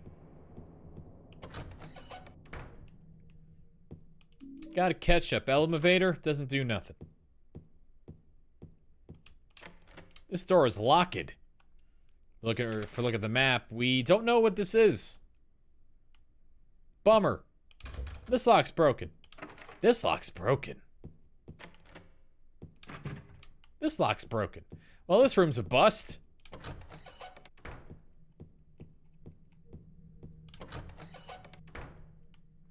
Hopefully we can do something here, because this is like our last stand. We can't go anywhere else. Everything else is either locked or the locks are busted. Lock's broken. Ooh, hamburger. Ooh, calendar. Ah, hey.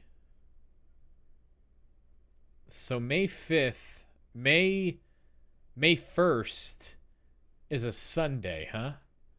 The birthday tomorrow? Yeah. We're doing the birthday stream. Well, my actual birthday is not tomorrow. It's in this general vicinity. But we are celebrating my birthday tomorrow, so thank you. I'm old-ish, kind of. Feel old. But yeah, no, we're celebrating that tomorrow. It's gonna be a good time. But thank you again, King Kane. May 1st is on us. I kind of want to do some... I don't know what years May 1st would have been a Sunday. You could probably figure some stuff out, maybe. Here's a picture of a guy. I don't know who it is. I got some clothes hangers. You got some bullets in this coat room like you do in Maine. Lots of bullets. And a briefcase. Can't hear... Excuse me. This phone doesn't work. So we got a briefcase here. Suitcase is locked. And unlike most doors, when we have an item locked like this, we need to just kind of try keys on them. And we have a few keys, so I might as well try them. The key to hotel room 213. Does this go to the briefcase? No. What about the fish key? All right, cool, that worked. And we used the key to open a door, and then they gave us a key for another door. The room to hotel room 204. Okay. Whatever.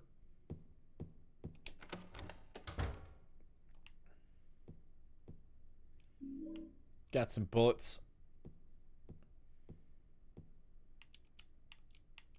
I want to catch up now. See a bunch of books here in this library. Reading room. There's a book open on the top of this desk. It looks like a medical book. I've already read enough medical books. None of them ever did any good. I can just imagine James poring over like the New England Journal, trying to solve the mystery of his wife's mysterious skin cancer. Coming up with all kinds of horrible homeopathic situations. Protecting his wife from, like, cell signals. Like his voice actor would. There's a book here, but it doesn't seem like it'll be of any particular use. Baseball? Yeah. More bullets. Holy shit, we are stocked now.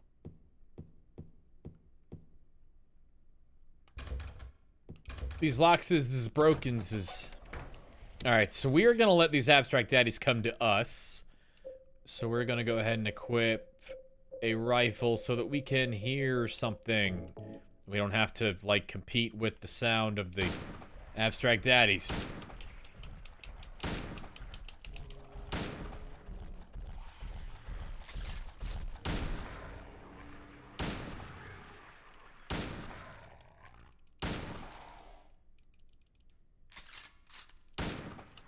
Okay, there we go. Okay, so if we look at the map, we already talked about when we were when we went through the apartments that when we went through the labyrinth, that room 208 in Woodside Apartments, room 208 in the Blue Creek Apartments, and ultimately room 208 in the labyrinth were all apparently significant. That's where James has suffered greatly every time, or pretty much every time we've run into that number. And the last time that number was associated with our journey here in Silent Hill, we ended up seeing essentially Barry's dead body in the form of Maria. And here in the Lakeview Hotel, we see another room 208 right in front of us. So as we walk past it, just listen closely. Okay, nothing this time, but it'll probably play later. So, just check these doors for now. Okay,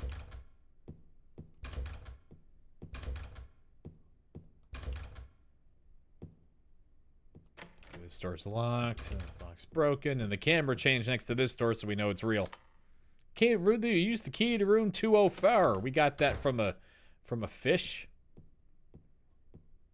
And keys for doors, for keys, for doors, for keys. We got the employee elevator key.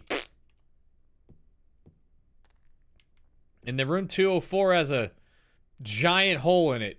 So let's just go ahead and just barge into room, I think this is 205, 202, whatever. And over here we see one weirdly almost tradable, like Silent Hill trading cards over here. A bunch of photos of, I see Mary, I see Eddie, I see Laura.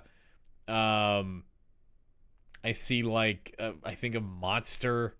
Like just a bunch of pictures of what's been going on in the town lately, which that's weird. Then over here we got a briefcase. And this briefcase has a 4-character combination, but here, let me try one word. I'll try one word here.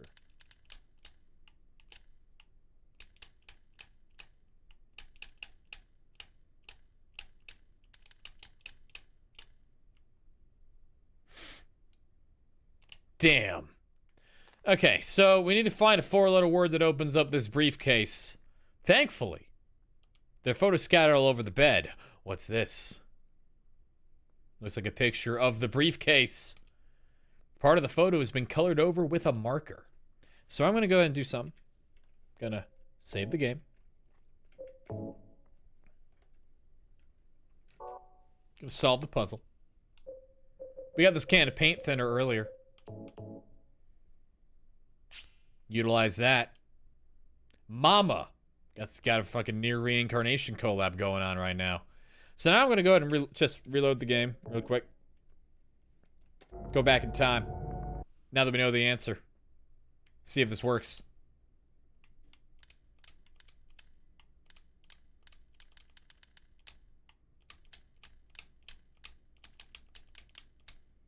I think this does. Yeah. Okay. Yeah, this isn't like the combination to the box with the hair in it in the hospital. I know speedrunners have ways to like optimize this, so you don't have to go grab the paint thinner. But there, just to confirm, you don't actually have to solve this puzzle in order to open the briefcase. You can just kind of brute force it if you want to, or just load a seed. Anyway, inside of the box is a Cinderella music box. So we already got 2 of these music boxes, and there were only 3 of those weird rectangles going on in that music box situation. So we're almost home free to doing one thing in here. So over here on this side of the room, there was a locked door next to an elevator. So that's gotta be the employee elevator, right? Also, I think we look at the, oh no, it's just private, never mind. Anyway, we used the employee elevator key, hooray! Alrighty, so let me check OBS. Everything seems fine. Okay, I'm trying to think of a spot to put a break.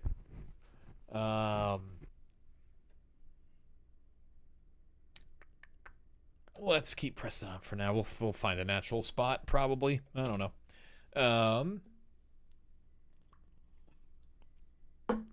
So let's look around in here. Got some catch-ups.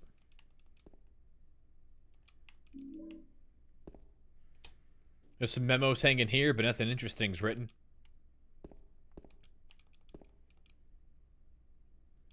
This box is empty.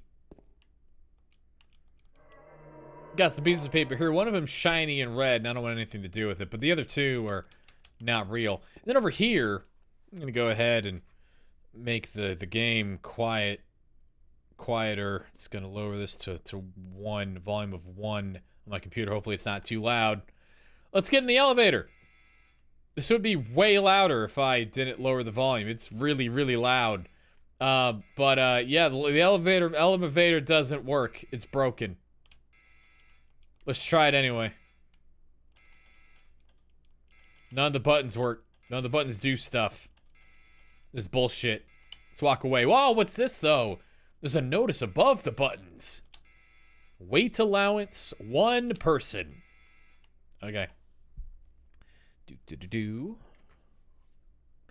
So let's go ahead and zoom all the way up to 15 on my volumes. So, the weight allowance on this elevator is 1 person, not 1 person and some pieces of paper, not 1 person and a bunch of guns and bullets and whatnot. So, we need to do something about that. We need to find a way to drop some weight. Thankfully, there's like a shelf here. This shelf is empty. Looks like I could store my stuff here. Put an item on the shelf? Okay.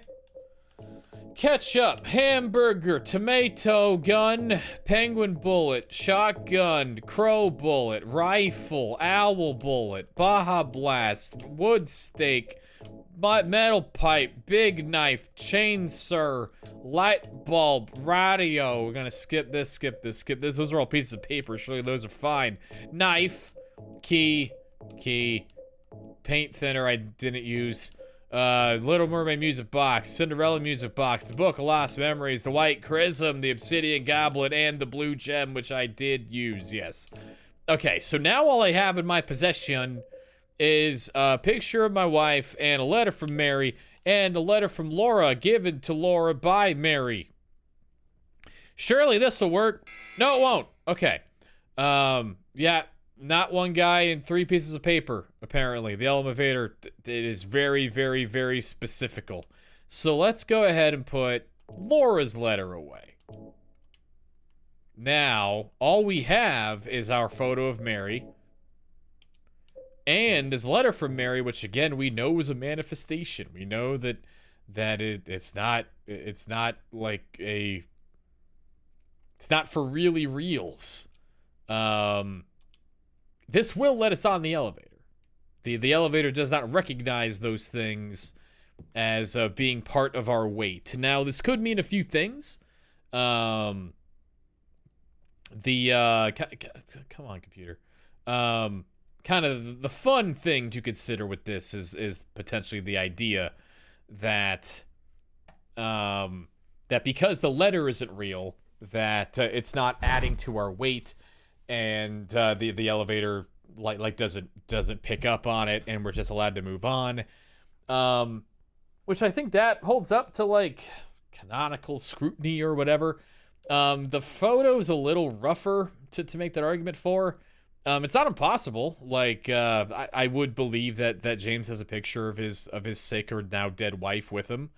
That's not crazy, and there is nothing in the Book of Lost Memories or in interviews that point to this photo not being real. And James does show this photo to Angela in one of the scenes in the apartment. But when we do show that letter to Angela, Angela doesn't really say anything about it. She just kind of looks at it and shakes her head and goes, "Oh, I'm sorry. What are you showing me?"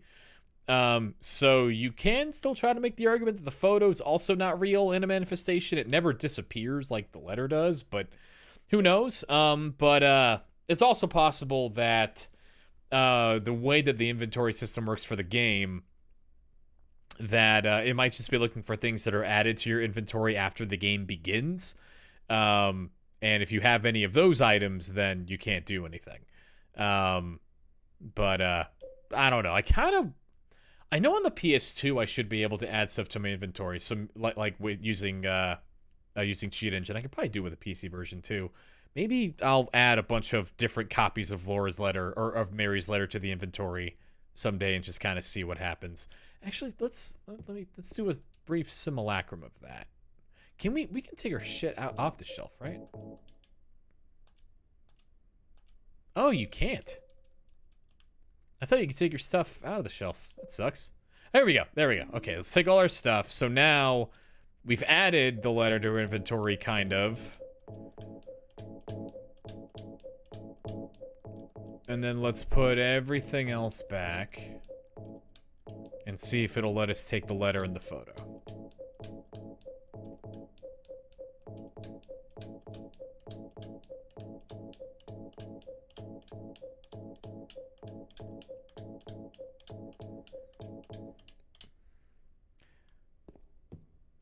Okay. So it might not be that, because we just added it to our inventory and it wasn't there before. So it might still be a quirk of the inventory system, but that seems to sound more like the elevator's just not looking for these things. Whatever. Anyway, let's go somewhere. We're on the second floor, let's go to the third floor. Let's go to the basement. We're on the second floor. Let's go to the first floor. Yeah, that's real.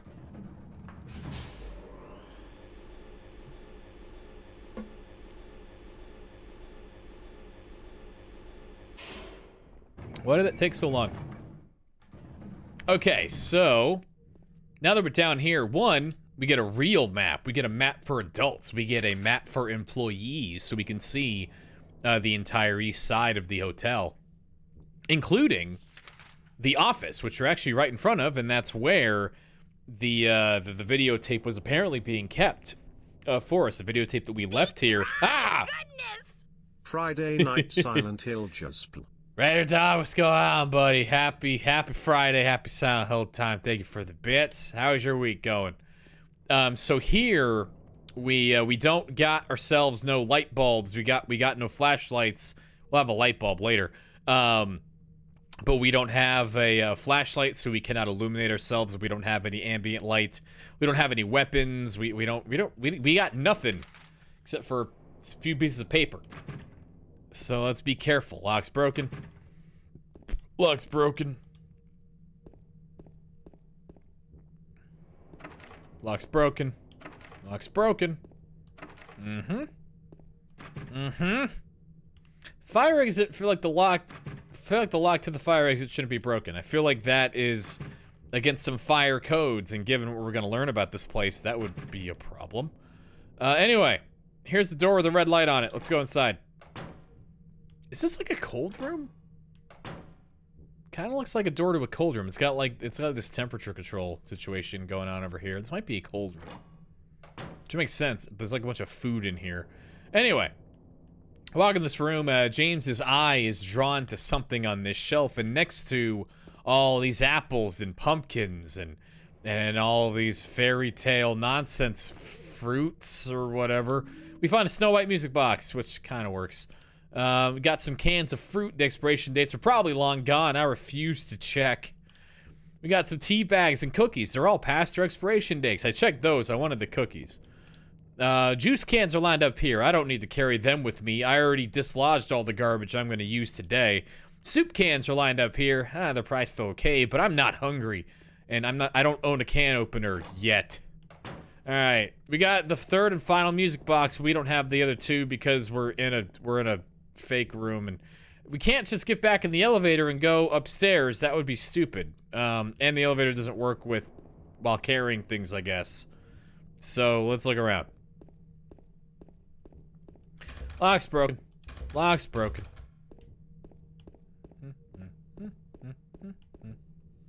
Okay, here in the office, we were told there would be something important.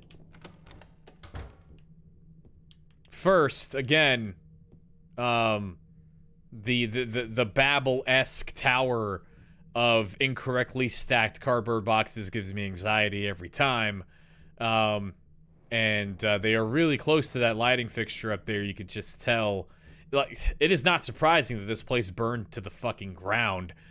But anyway, this lock's this lock's broken. And then over here, James has got his eyes tied to something. There's a safe here, and inside of the safe there are two items. One, a VHS tape with the word Silent Hill drawn on it. And then also a can opener that I'm going to take with me for some reason.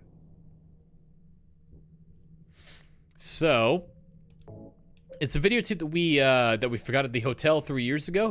We were told this in the office, and here it is. Looks like they even rewinded it for us. Silent Hill is written on the label in my own handwriting. This is definitely the videotape I recorded back then. And then the Snow White music box. Music box with a figure from the fairy tale Snow White attached, found in the pantry. It's got an apple on it. Who cares? And then the can opener I forgot to look at. It's a tool for opening cans, in case you didn't know. Lock's broken. That door is real. I'm not going to check it yet. This door is also real. I am going to check it. But it's really dark in here. There's a schedule book here. The date is from 1 year ago. And over here, there is a space heater, but it's just too dang dark. And I can't see nothing going on with this space heater that is precariously about 4 inches from this very flammable curtain. So we'll come back later with some light and take a peek at it. Rifle shells on top of this refrigerator, like you do. Let's go. Lock's broken. Lock's broken. Shutters are closed. This lock's broken. Stairs.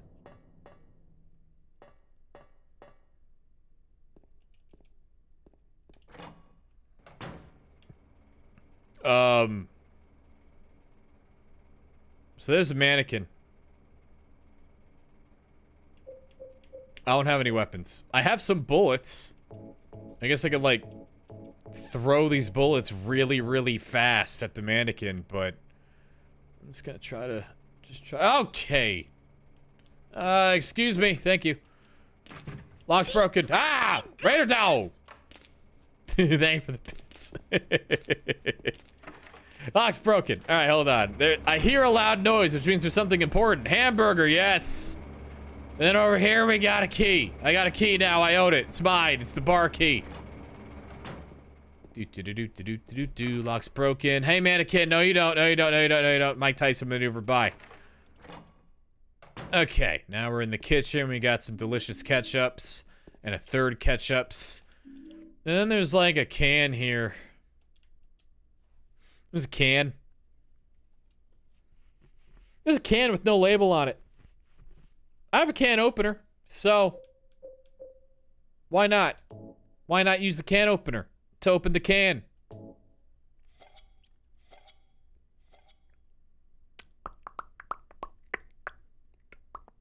There are light bulbs in there.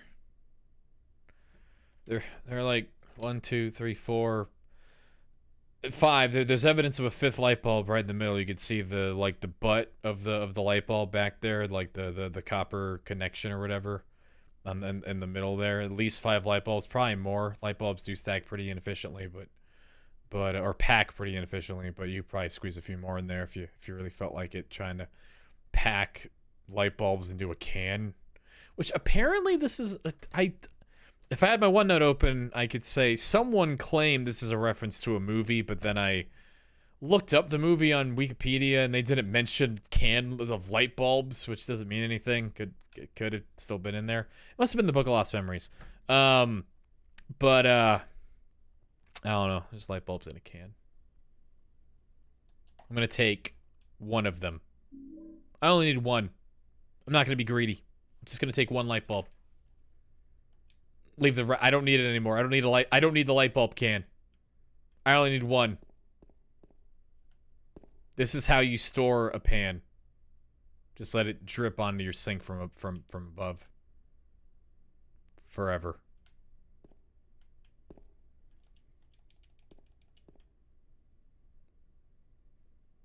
This place looks gross. I never noticed these barrels. That's cool. I always wanted to have something that, like, was stored in a big-ass barrel. Like, what is it? The devil's... The devil's share? Like the little bit of the goo that gets stored inside of the wood? The Satan's aspirant? Something like this? Whenever you would have not advised using that kitchen? Why? What's wrong with it? It's got a hood. There's your refrigerator here. But the door doesn't open, to be fair, but there is a refrigerator. There's like a... There's another pan down there. That's also where that goes. Angel share? Okay, there we go. Hey, Kradish, what's going on, Kradish? That must have been what I was thinking of. My brain just goes so hard to Satan when I'm playing Silent Hill and at other times. It looks like we're inside of a bar. If we look at the map, we could... Yep, we're at a bar. We're in the Venus Tears bar. And on the other side of this door, we learned that this door was locked. So all we got to do is just... I mean, we do have a key to the bar, but also we should just be able to, like, unlock it because we're on this side of the bar. Like, I mean, are there doors that you can't unlock from either side? That seems unsafe. But either way, even though we have this entire jukebox, it's extremely loud, both audibly probably, although not right now, and like lightly. Why is there like a caution sign for brown trout? When has a brown trout ever hurt anybody? Anyway, we can't see we tried to use the bar key, but it's too dark to find the keyhole. Fuck. Damn it. Like, you could literally see the light bouncing, like, ray tracing over James's stupid body, like, four fucking inches from the keyhole. But apparently it's just not enough to investigate where the keyhole might be. So, here's a lamp. There's a lamp on the counter. There's no light bulb in it, though. But I know how to fix that. Aha! It's like there aren't that many places a keyhole could be, James. Like, just fucking figure it out. I used the bar key. Let's go get our shit back. I miss my valuables. Whenever I leave home, the things I miss the most are mostly just, yeah, I miss my possessions. I want them back. I want them back right now. My loved ones, I can text them. I can't text my VV t-shirt.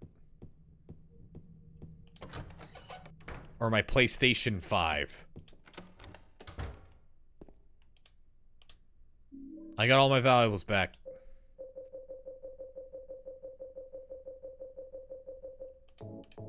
Locked and loaded. Is this elevator still broken? Also, why does the elevator appear when we went down? Elevator broken, sorry. Okay. Do. So, before we solve this puzzle here, what with these music boxes, we have one little excursion to make. Now that we have a back way into the into that kitchen and the lands beyond. There were some mannequins down there. And yes, objective 1 in this journey is to find our wife, but objective 2 is to kill everything that moves. So let's just get on that real quick now that we can. Now that I can see them very clearly. Do.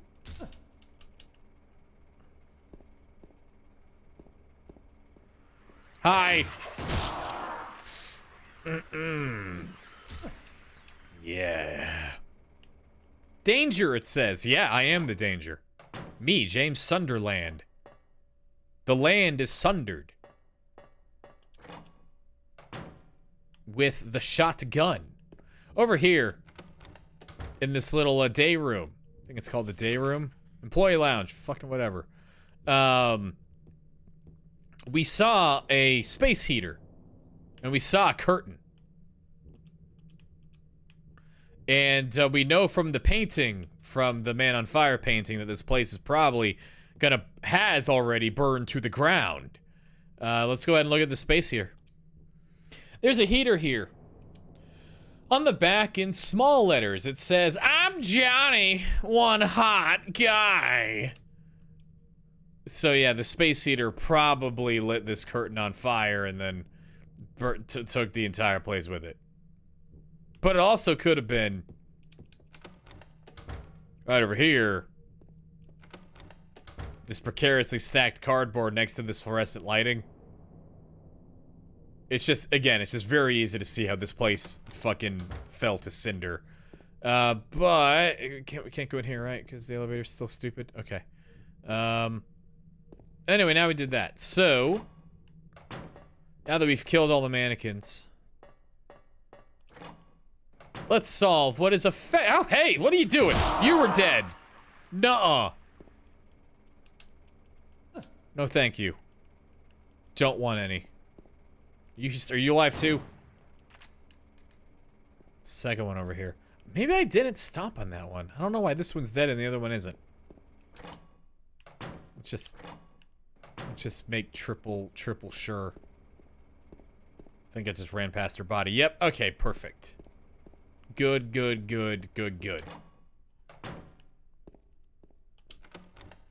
Sometimes I wish this game had,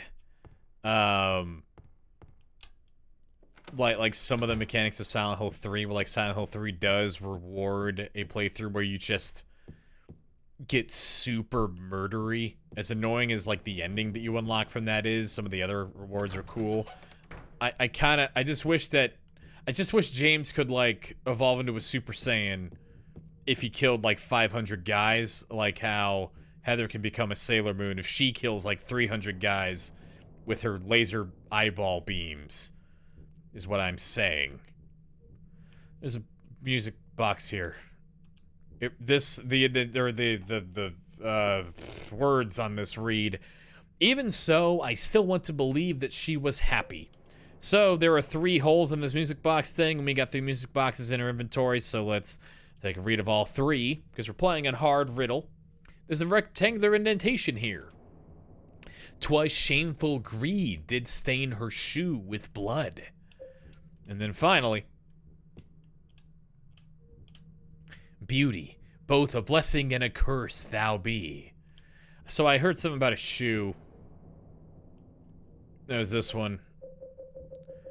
And we got Cinderella, and there's like a shoe on the Cinderella music box, so I'm just gonna put the Cinderella one here. That sounds right. And then this one had to do with, even so I still want to believe that she was happy, which that, I don't know, that could be one of the other two, Snow White and Little Mermaid. Someone wants them happy, but I don't think anyone cares if Snow White's happy, so I'm just gonna go with Little Mermaid, because she has like a dad. And then over here, there's, what was the last one? It doesn't really matter because we only have one music box left, but it says, beauty, but the blessing and the curse thou be. Sure, Snow White is pretty, and I think she gets drugged because of it or something. I don't remember. I'm gonna play the music box.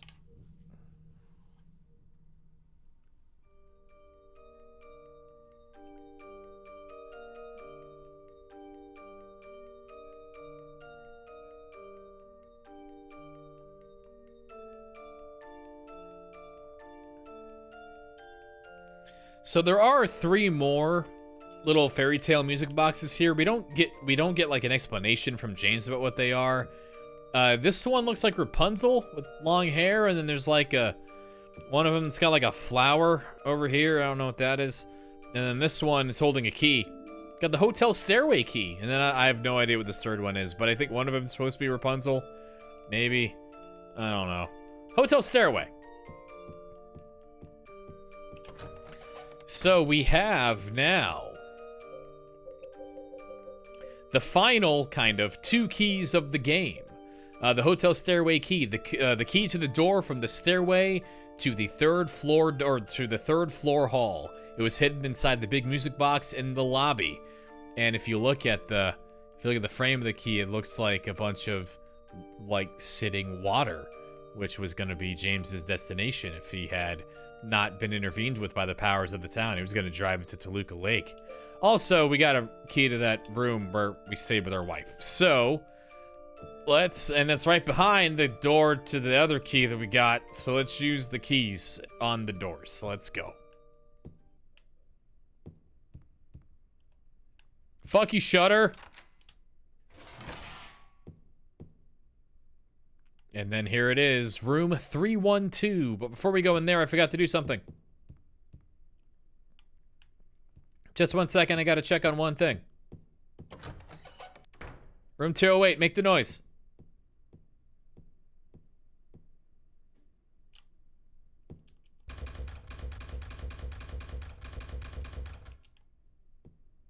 Be sad, damn it. Oh, what the fuck? Huh? Why is there a lying figure in here? Oh, no! Oh, God. Fuck you.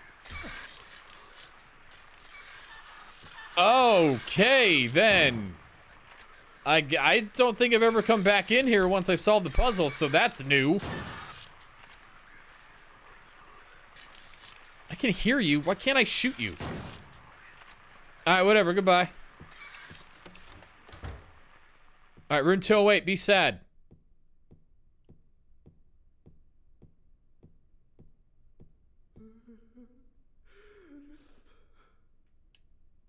There we go.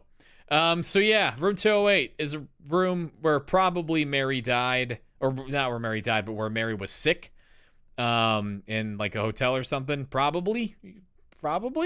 So every time we see the room 208, it ends up being a place of pain for James, and we can hear there a crying, sad person. I really do. I really do learn something new every time. I've never seen those enemies before, not once. This game's crazy. Anyway, now that we did that, let's check the final doors of the game. Lock's broken. This is room 312. We don't want to be in there. Not yet. This lock's broken. Like this painting or picture or whatever. Kind of looks like Dark Souls 2. The greatest video game of all time. This lock's broken. This lock's broken. Elevator doesn't do nothing. So before we go in here, I'm going to save my game. Because we're going to want to come back here later. For reasons. But for now, We're in the room where Mary said she was waiting for us. And if we pivot the camera, we can actually see right here, right in this little nook of the room, when we look at the videotape in our possession, the videotape that we forgot in this hotel, we'll see that it is really clear that the videotape was recorded in this room. That James was probably on this bed, just randomly recording his wife as a goof. So let's take a little look around. Is this lock broken? Yeah, of course it is. Why wouldn't it be? Who wants to use a closet when they go to a hotel? That would be stupid.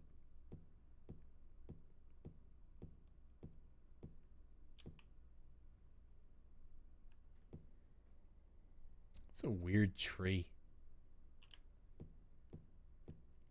Anyway, television.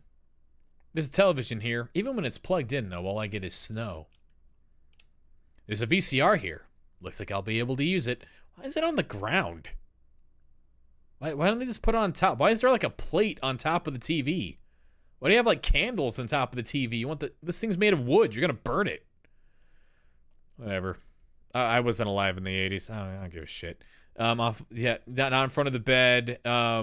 Exactly, and like it's like right in front of the blisteringly bright like sun reflecting off of the lake. It's really bad. It's the worst. It's the worst place you could have put this. Probably James just reorganized the entire room when he was here, and then nailed everything down so that they couldn't fix it. I must have missed the videotape. Here we go. Let's use the videotape. So this videotape is going to show a lady being killed a lot. In case you don't know that. Spoilers, I guess. I don't know.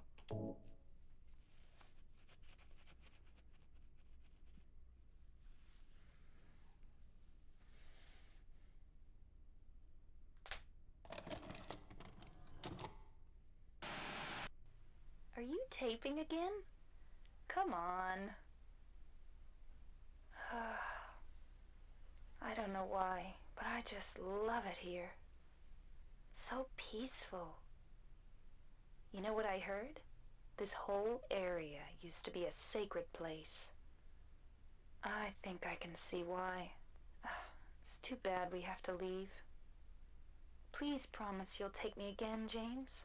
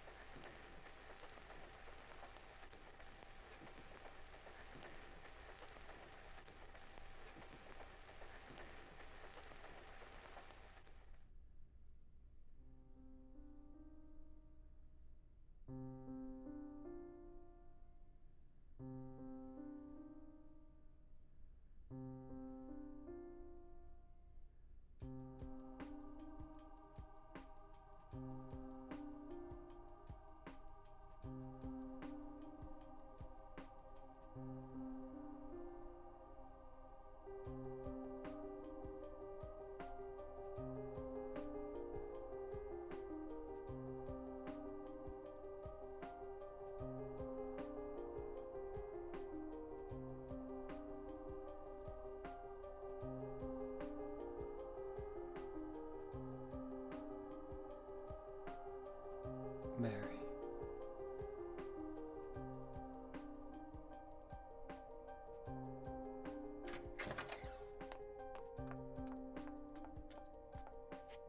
So there you are, James. Did you get the letter? Did you find Mary? If not, let's get going already, okay?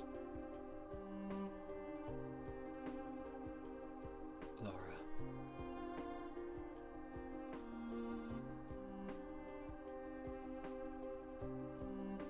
Mary's gone. She's dead.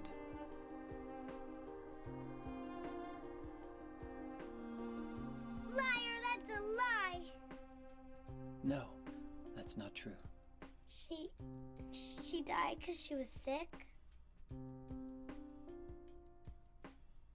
No, I killed her.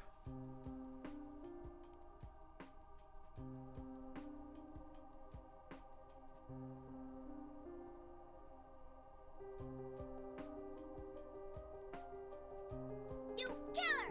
Why'd you do it? I hate you! I want her back! Give her back to me! I knew it! You didn't care about her! I hate you, James! I hate you! I hate you! I hate you!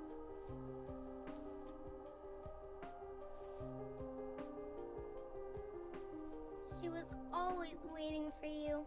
Why? Why?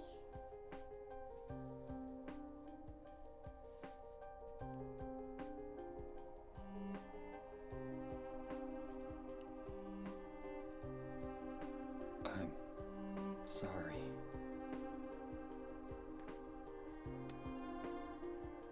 The Mary you know isn't here.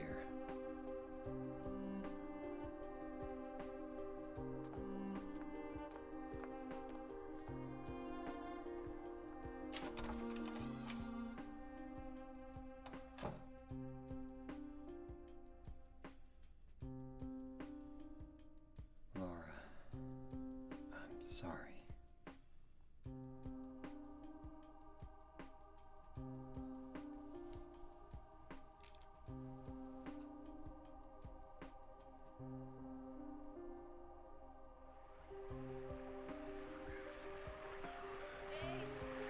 Where are you? I'm waiting. I'm waiting for you. Please come to me. Do you hate me? Is that why you won't come? James? That voice! James? Please hurry. Are you lost? I'm near. I'm waiting nearby, James. Please. I want to see you, James. Can't you hear me? James. Please, James. James.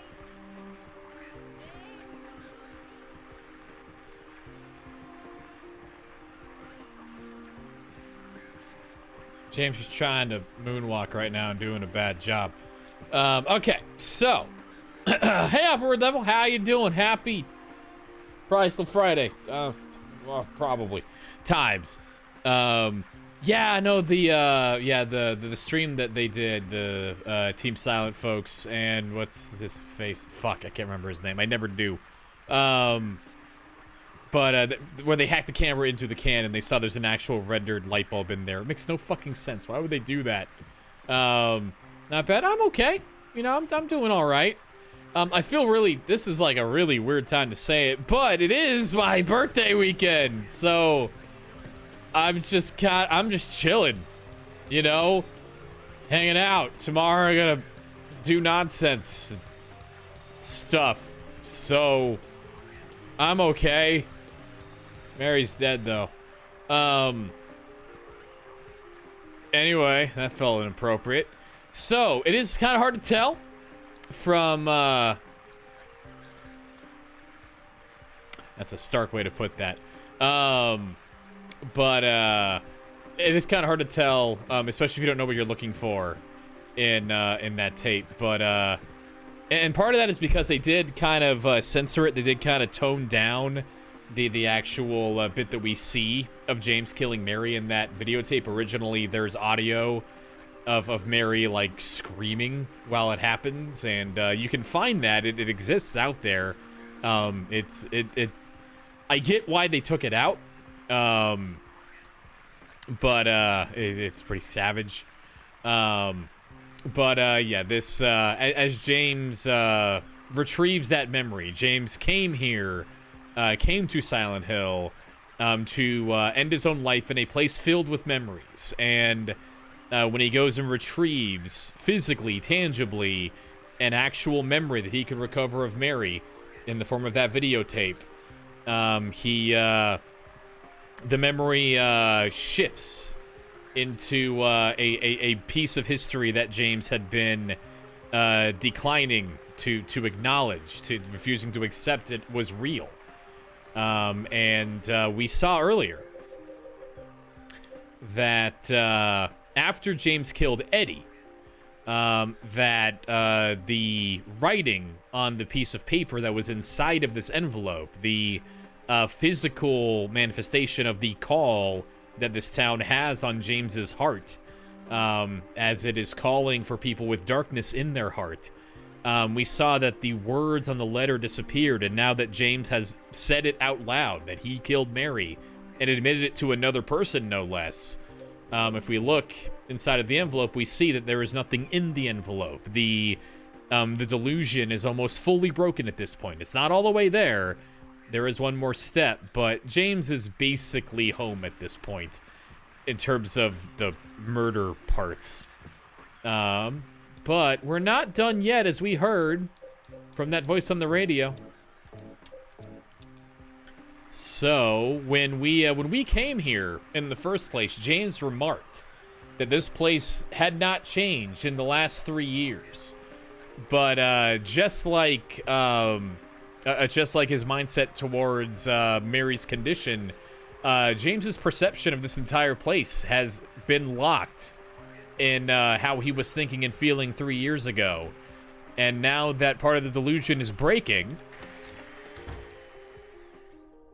we see that the hotel is very much not like it was 3 years ago. Not even a little. See that it's leaking from the roof, and that every little bit of it just looks tarnished and damaged. And as we get closer to the bottom floor, we'll see more signs of the damage that was caused of this place in the fire that was probably caused by fucking Johnny. Damn it, Johnny. You motherfucker. But before we do that, we gotta read something. We gotta read some stuff. And we gotta listen to Walter Sullivan tell us our wife's gonna die.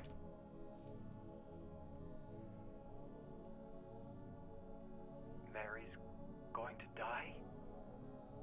You must be joking. I'm very sorry. But you're a doctor. It's your job to heal people. How can you just let her die? Please, calm down. As her doctor, I promise I'll do what I can. But there's still no effective treatment for her condition. How long does she have? I'm afraid I'm not sure. 3 years at most. Perhaps 6 months. It's impossible to say with certainty.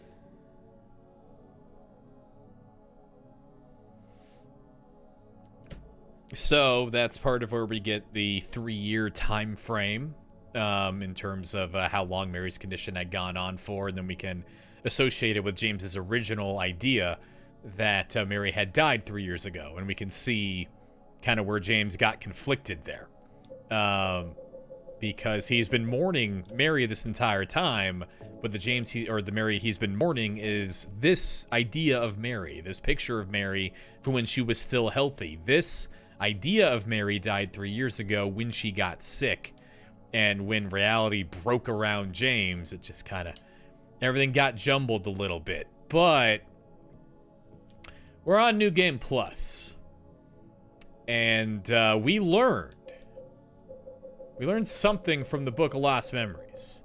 Not in this scenario. Actually, no, it was in this scenario. Let's go ahead and read this book really quickly. The name comes from the legend of the people whose land was stolen from them. They called this place the Place of Silent Spirits. By spirits, they meant not only their dead relatives, but also the spirits that they believed inhabited the trees, rocks, and water around them. According to legend, this was where the holiest ceremonies took place. But it was not the ancestors of those who now live in this town that first stole the land from these people. There were others who came before. In those days, the town went by a different name, but that name is now hopelessly lost in the veils of time.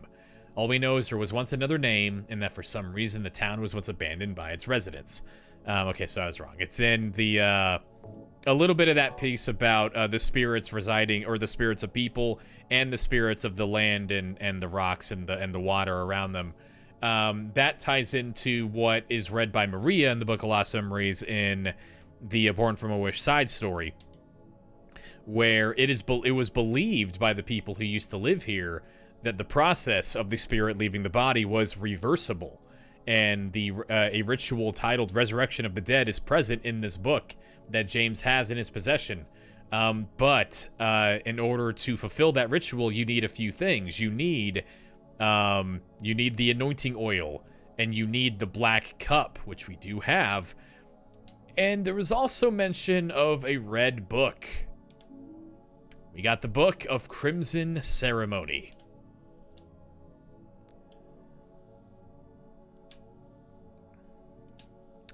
Speak. I am the Crimson One. The lies and the mist are not they, but I. You all know that I am one. Yes, and the one is I.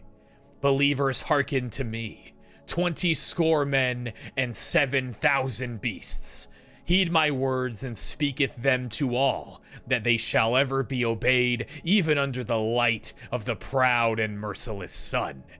Mind that the god of the cult of Silent Hill is a sun god, from whom God was born. I shall bring down bitter vengeance upon thee, and thou shalt suffer my eternal wrath. The beauty of the withering flower and the last struggles of the dying man, they are my blessings. Remember that in Silent Hill 3, we learn that God took eternal time from the people. Humans used to be immortal according to the beliefs of the cult. And when God was manifested by two people offering a reed and a snake to the sun, then God gave basically night and day to people and actually gave time an end. Thou shalt ever call upon me and all that is me in the place that is silent. O proud fragrance of life which flies toward the heart. O cup which brims with the whitest of wine, it is in thee that all begins. Cup, white wine, Mary's blood, book, ritual. We're gonna do something real stupid. But whatever, it's New Game Plus, who cares? Can't go any worse than it did last time. Alright, so room 202 has the neighbors 201 and 204. We're gonna go into room 202. Alright, now we're at room 219, which is all the way across the hotel, but whatever. And we actually couldn't get to this side of the hotel when, before we kind of, like, broke the spell, before we kind of snapped James out of his reality, and turns out there's a good reason for that. This place has just fire birds, big fire damages everywhere. And this would have been, if we look at the map, right below, or right above, the employee lounge, which is where that space heater was sitting. So, bummer.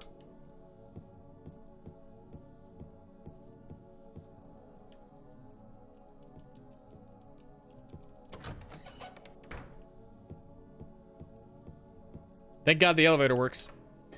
Somehow. Music's about to get awesome. 2, no. 3, no. 1, no. Basement! Haven't gone to the basement at all during this trip.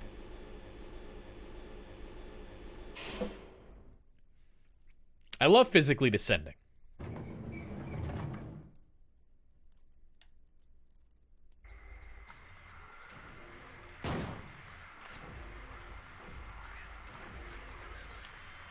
You can see something crawling around down there.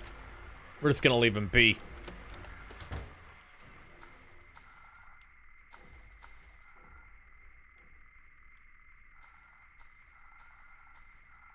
Snap back to reality. No, you cannot. You cannot tempt me into doing my Eminem cosplay this close to my birthday. Fuck. It's really comforting to know, honestly, that the light bulb can is real. Like everything else in this place is like a fakey imagination version of reality, but canonically the light bulb can, that was real. Thank goodness. If you do, that'll be the last day I stream. If rapper Davey comes out, if old college massively overconfident Davey ever comes out, that's like, all right, well, sorry. I apologize for that. I'm done. I'm out. See you. So, if you look at the map, we see that this room that we're about to walk into has stairs, and we're on the first floor, so these stairs have to be going, or we're in the basement, so these stairs have to be going up. And there's one person that we haven't seen for a while, and whose story conspicuously has not ended, even though James's basically has. Now, this next scene is going to very, very heavily imply that one of the characters in it is going to commit suicide. So, be warned of this. Here we go.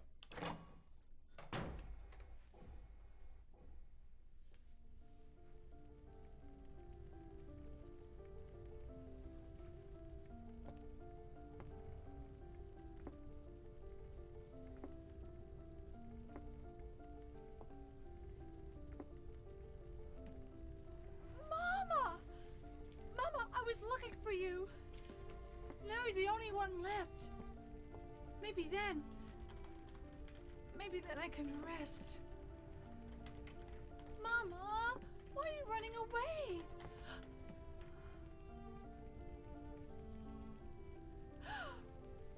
You're not my mama. It's you. Oh. I'm sorry. Angela, no.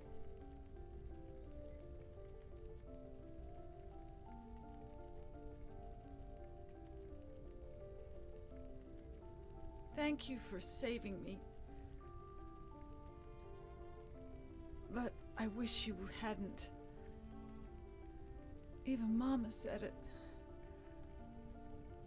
I deserved what happened. No, Angela, that's wrong.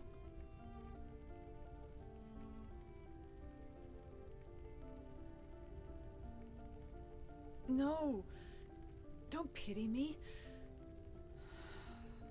I'm not worth it.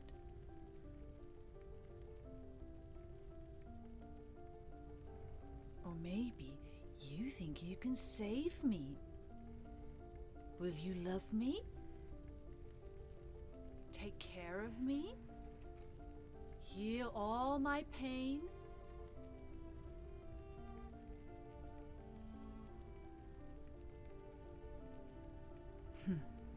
That's what I thought.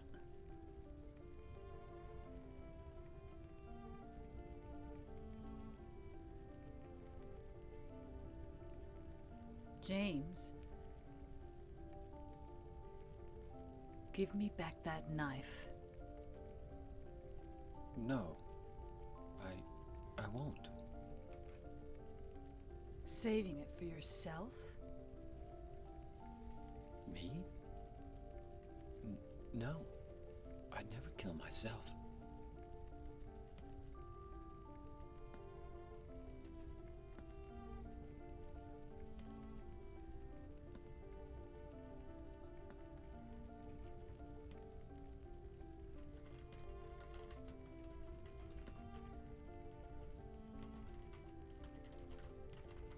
It's hot as hell in here. You see it too. For me, it's always like this.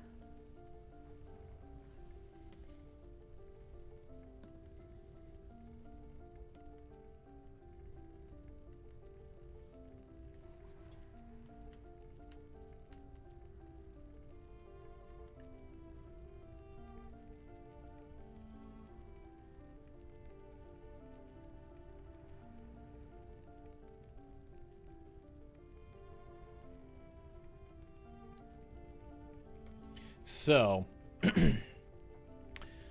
we saw when we did the boss fight with Eddie that we kind of got a glimpse of what the town was manifesting in front of Eddie. How the town was poking and prodding at him, and what it was reflecting to him, showing him the darkness in his heart.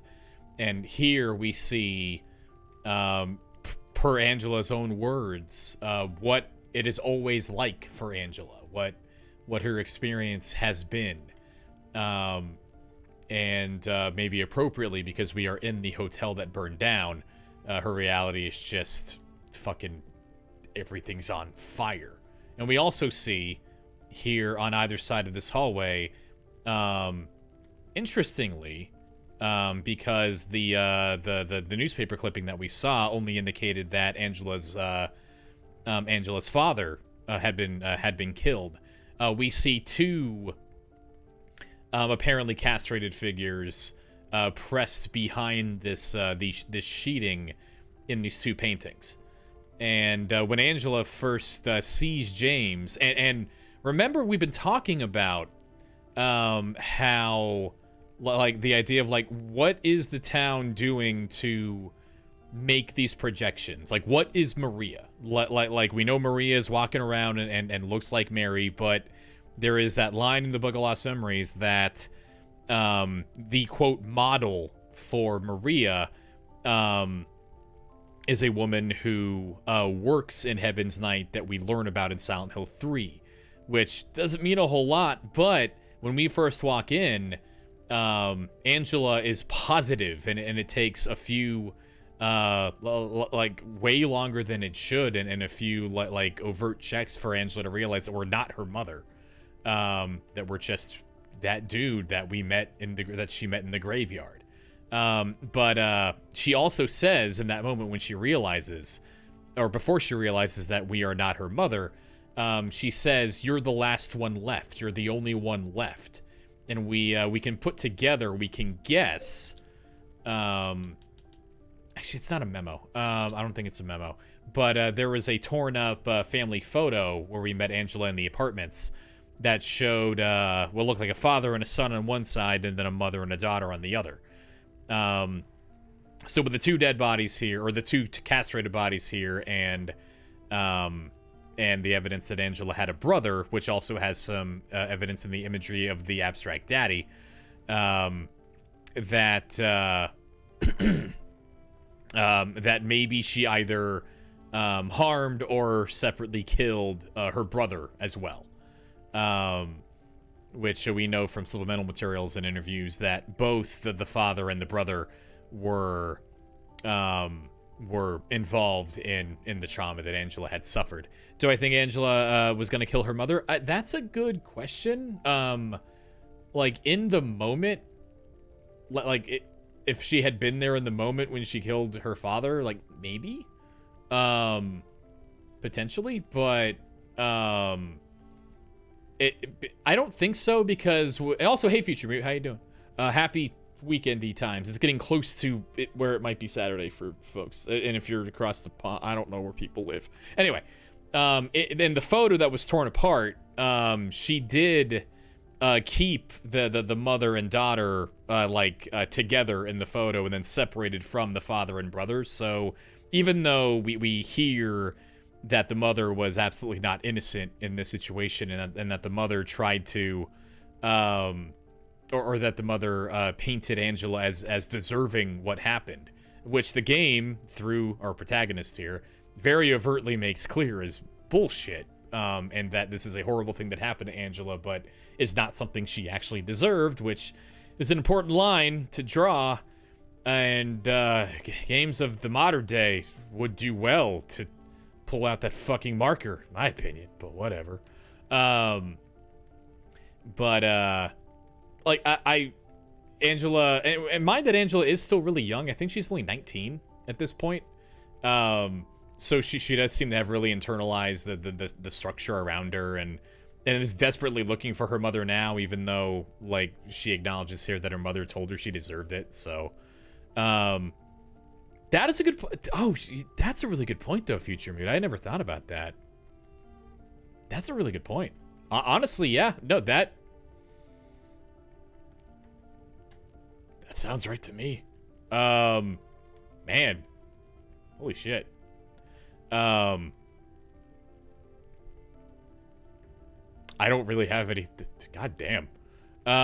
Absolutely. That I absolutely think is implied by the game for sure. Off-World Devil. Absolutely. Yeah, no, it definitely was a bad situation all around.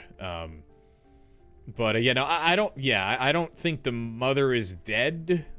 Like, I think Angela's mom is probably still alive. She just ran away before anything could have happened. But yeah, the planning potentially, who knows? But anyway, that is the end of Angela's story, and that is also the end of Eddie's story. And canonically, in the story that we see, both Eddie and Angela die. We don't see where Angela goes, but she is walking up a staircase of flames, very overtly taking her final trip here, and interviews and supplemental materials have confirmed that Angela does take her own life in over at the end of the story. So going back to I forgot which one we got in this playthrough. Here we go. All the way back in the apartments, and mind, this only shows up on a New Game Plus.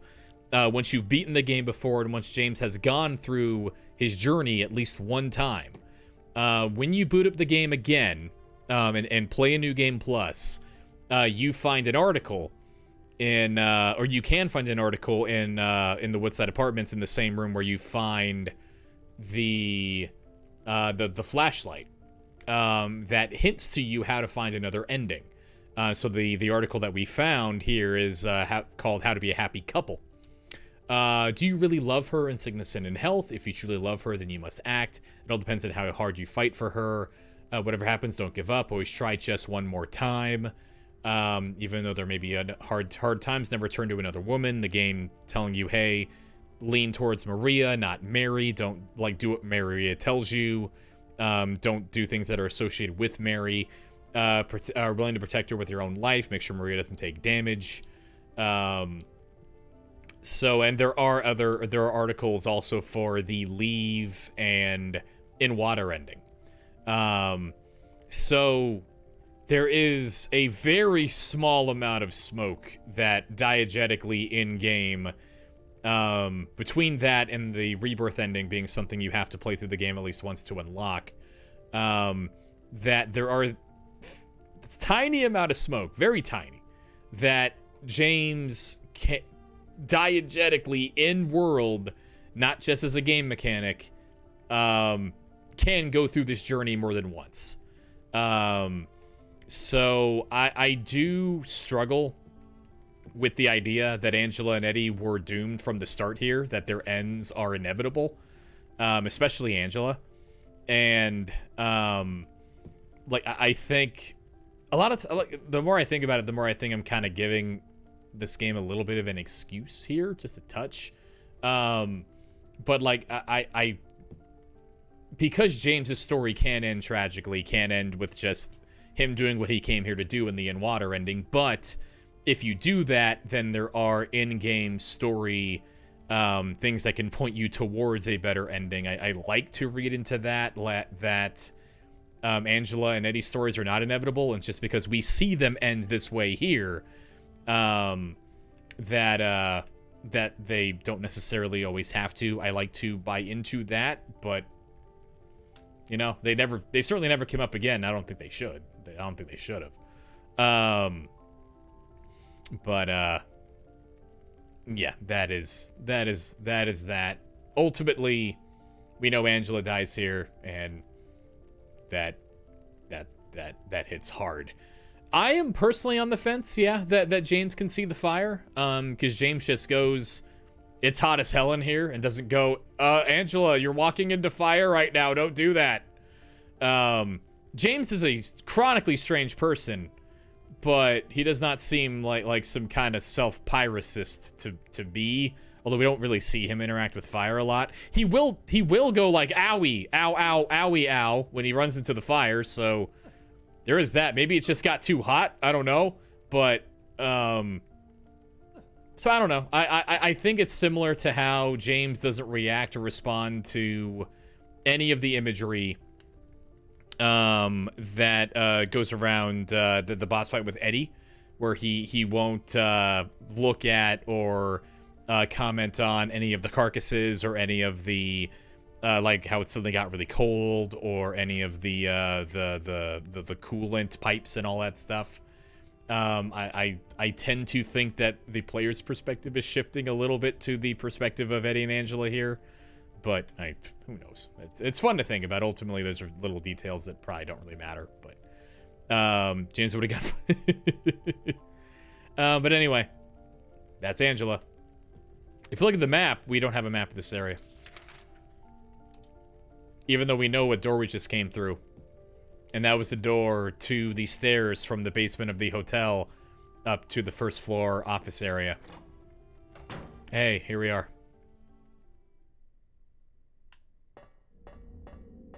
Moving on.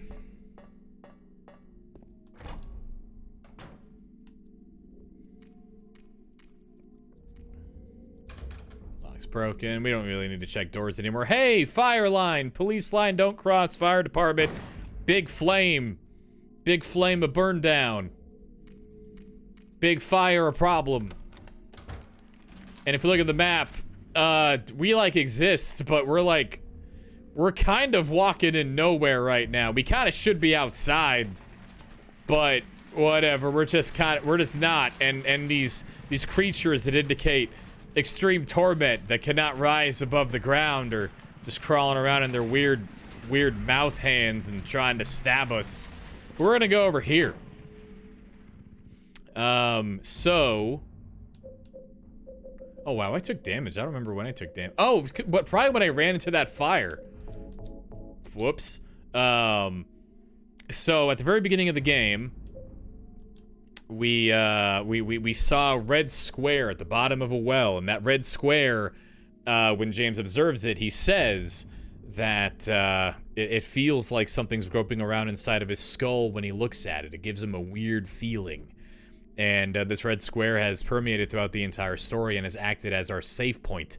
And here, now that James is the only one on this journey, he's the only one that's been called by the town that is still standing, and he has come pretty much to grips with what he did and has had a revelation. There are 9 of them. Just kind of staring at us. Just waiting to see what we do. We're already locked in to an ending here. Doesn't really matter what we do at this point. Let's save. I don't think I ever noticed the heartbeat sound in this room before. I don't like it. Let's watch Maria die.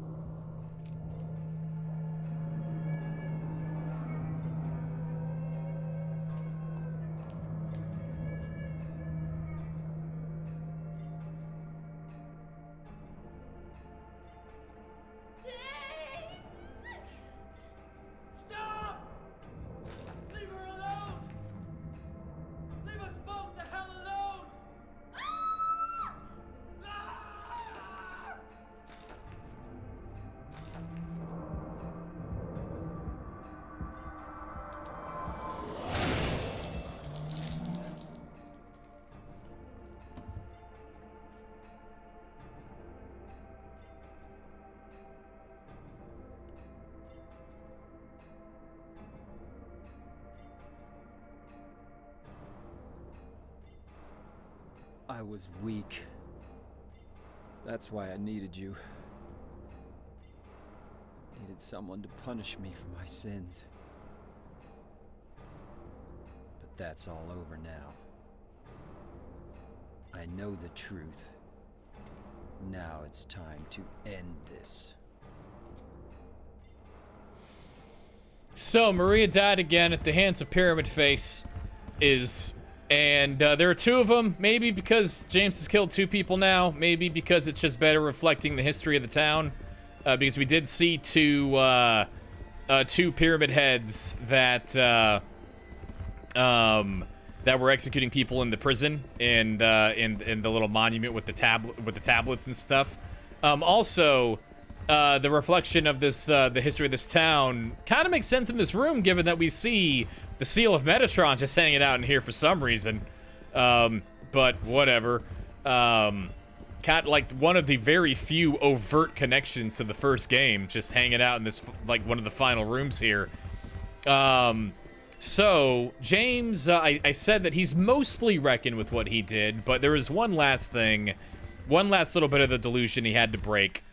And that bit of the delusion is that James realizes that he should be punished for what he did. He has this this desire to be punished for it, and as this happens, if we look in our inventory, the envelope that was right next to this photo, the entire game in our inventory, the envelope that had Mary's name on the cover, that had a letter inside of it beckoning us to Silent Hill, that letter is gone. All of it is gone. The delusion is fully broken. And now James can start to fight back against it with a shotgun, I guess.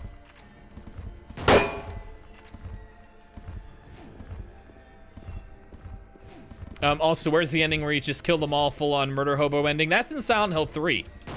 When canonically, Harry Mason and James Sunderland go back to Silent Hill to do karate on all of the monsters that have been bullying Heather. And then Heather becomes a single mother.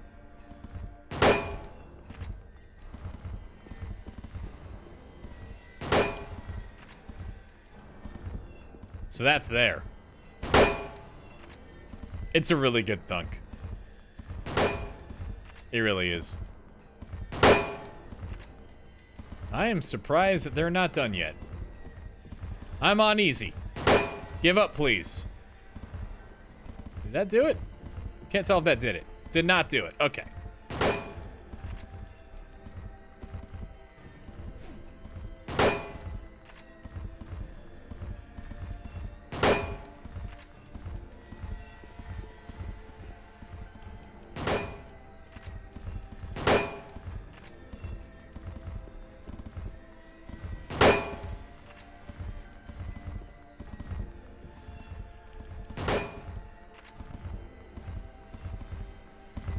Can't tell if that did it, if that pyramid head just trying to get her, like, normally I can tell it's over when one pyramid head starts, like, walking in a totally different direction than the other one, but I think they're just trying to get around each other there. Here, let me, hold on, hold on, hold on.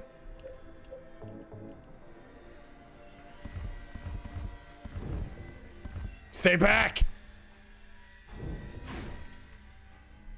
There you go, you cowards!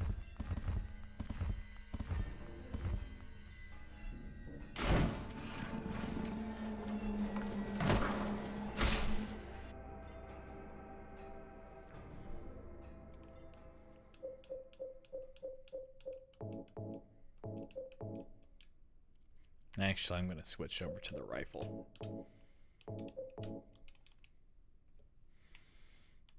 So, James did say before we dealt with these guys that he knows why they were here, and that they were here because he felt like he was weak. And once he came to acknowledge that, we saw that the pyramid heads started to almost back away from him, almost kind of like not cower, but just kind of take him a little seriously for a second. And then once we push back enough on them and convince them that we are resolute in our conclusion here, the pyramid heads, who are invincible, we can't hurt them, decide to remove themselves from the equation. And they do so in the form of a death by skewering. They skewer themselves on their own spears, which was one of the two ways that someone could choose to be executed by the executioners of the town's past, as we saw in the Historical Society in the prison. But anyway, let's leave. Oh no, the door's locked. There's a round indentation in the door. All right, let me try the other one. Fuck, the door's locked. There's a round indentation in the door. So, one final test, kinda. in order for James to just kind of make sure. In order for Pyramid Head to make sure that James knows what's up, they're going to give him a bit of a pop quiz here. He's got to just fully accept the reality of the situation, which means not denying either the existence of or the implications of Mary and Maria. And whenever that happens, we end up getting a dual image, a butterfly and a moth, a lead ring and a copper ring, something like beautiful and pristine, and something tarnished and ugly in James's eyes. And this Pyramid Head will not move anymore, but he's holding something. We got a rust-colored egg. Then over here, Pyramid Head won't move anymore, but he's holding something. We got a scarlet egg. Egg. Quail's egg. Maria and Mario. Oh man, they totally should have gone the Catherine route and put out and like when they did the director's cut, should have had an ending with a third version of Maria, or a third version of Mary, just a third Catherine causing problems. So we need to use both of these eggs. Doesn't matter which door we put in which. It doesn't matter which one we use first. We just have to use both. Neither door will unlock until we unlock both of them by using both eggs.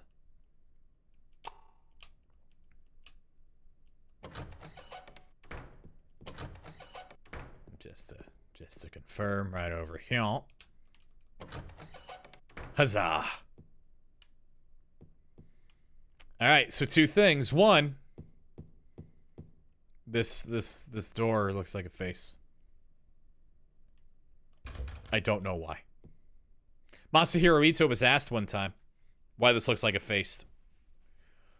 And he said, quote, "You think too much." Which, yeah, he's right. And two, taking my headphones off. And I will be taking myself off of the webcam for this next part, even though it's not really a cutscene.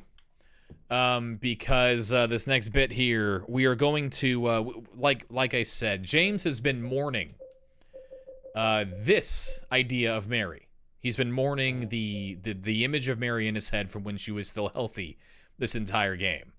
He has not really reckoned with the reality of the last 3 years over the course of the journey we've seen in this game.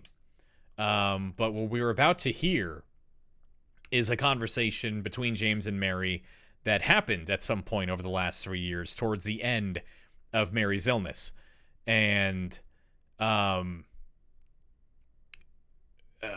can't listen to it and also continue to try to be funny on the internet because it hits me right in the soul.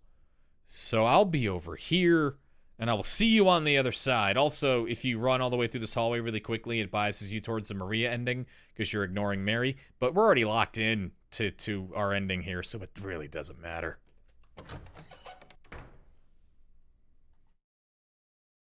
Mary? What do you want, James?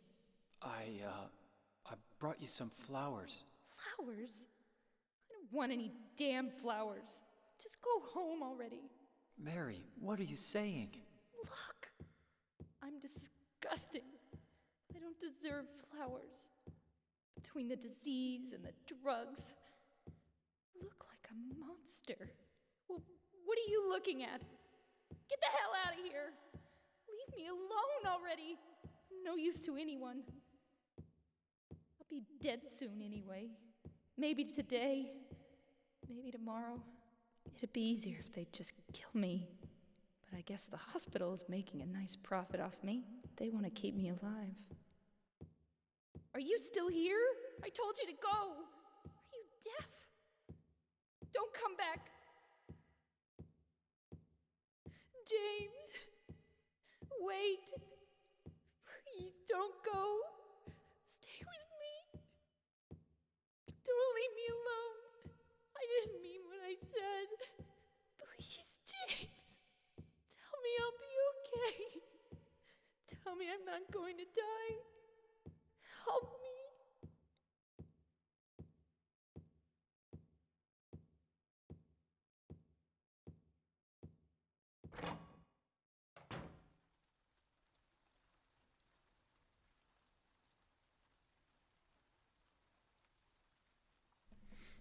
So, a few lines in there, a few things that Maria says, or so, that Mary says, in that cutscene are things that Maria directly parallels, especially in the hospital, where Maria says, "Please stay with me. Please take care of me." Oh, I can't hear nothing. There we go. Nozzle, thanks for the raid. What's going on, everybody? Hi, hello. We're at the very, very, very end here of Silent Hill 2. What were you all up to? Happy weekend times. I don't know what day it is anymore. Now that we've done all of this, how's Silent Hill 2 going? Great. I love Silent Hill 2 is always a good time. Let's love it. Haunted Melody you brought there. Thank you for the raid. Thank you so much. Hey, everybody. Factor Dave, we play video games a lot. We play the lore-heavy nonsense games and dig into their supplemental pervert books and try to learn all the unnecessary details. Welcome. We're at the very end of this one. As we run Silent Hill 1 and Resident Evil 2. Ooh, awesome. That sounds like fun. Now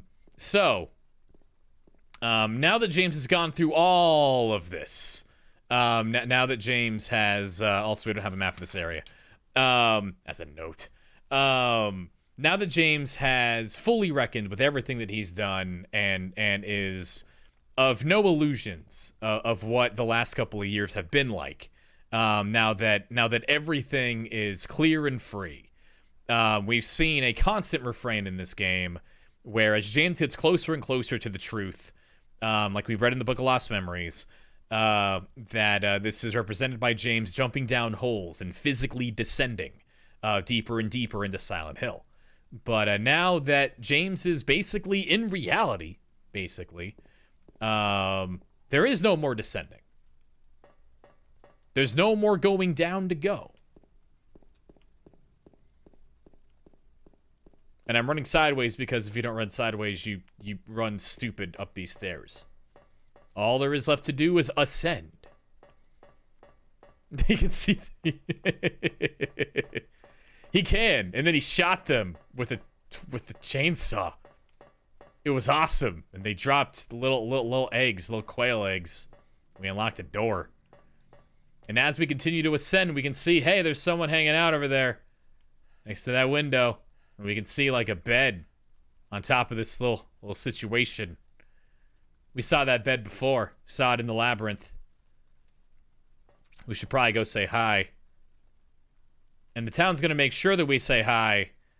Because once we ascend this time, there is no more descension for us. Oh no.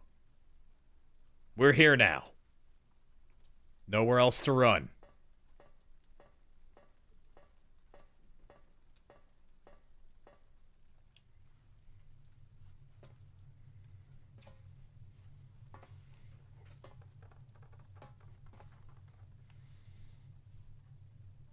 James. Maria, I'm finished with you. What? But I'm what you wanted. Mary's dead. Don't you understand? She's not coming back. But I can be yours. I'll be here for you forever. I'll never hurt you like she did. So why don't you want me? Because you're not Mary. Without Mary, I just can't go on. Oh, James. Come on, James. You must be joking.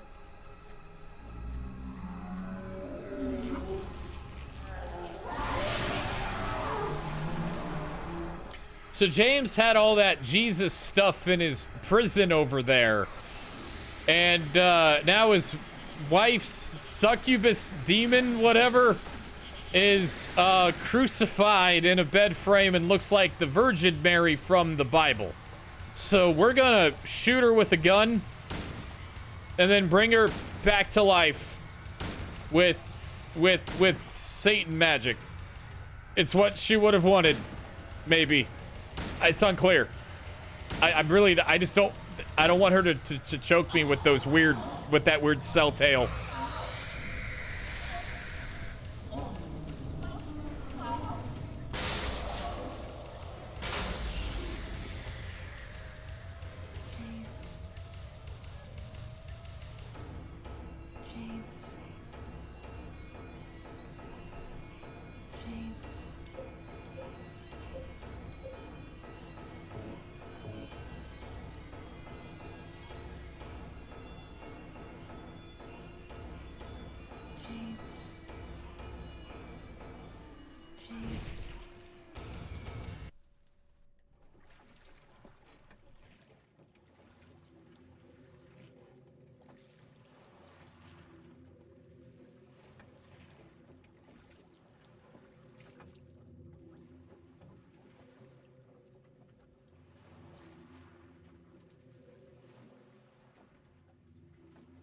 Mary,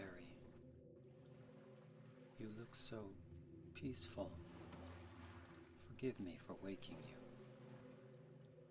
But without you, I just can't go on. I can't live without you, Mary. This town, Silent Hill, the old gods haven't left this place.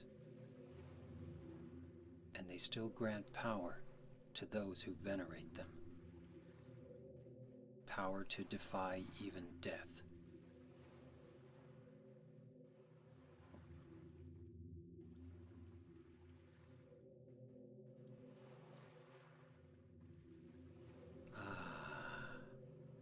Mary. Told you we'd see that island in Toluca Lake. There it is. We got all the Satan books. We're gonna bring her wife back to life. It's gonna go really good, probably. This game's based on Stephen King's books. Every time we've done that in a Stephen King book, brought someone dead back to life, it always goes really good.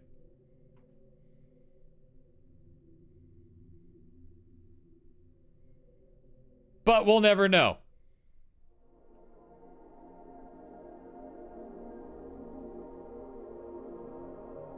Because that is the end. That is one of 6 endings in this video game. That is the rebirth ending, the ending that you get. You can only get it on a New Game Plus.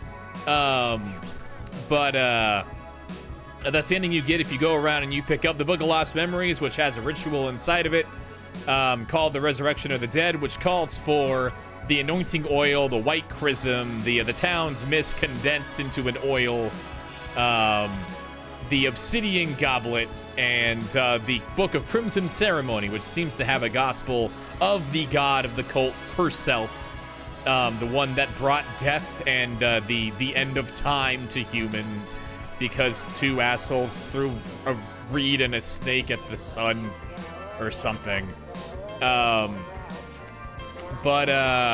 So canonically, there is no, like, real canon ending, and we'll see all the endings. We'll look at all 6 of them.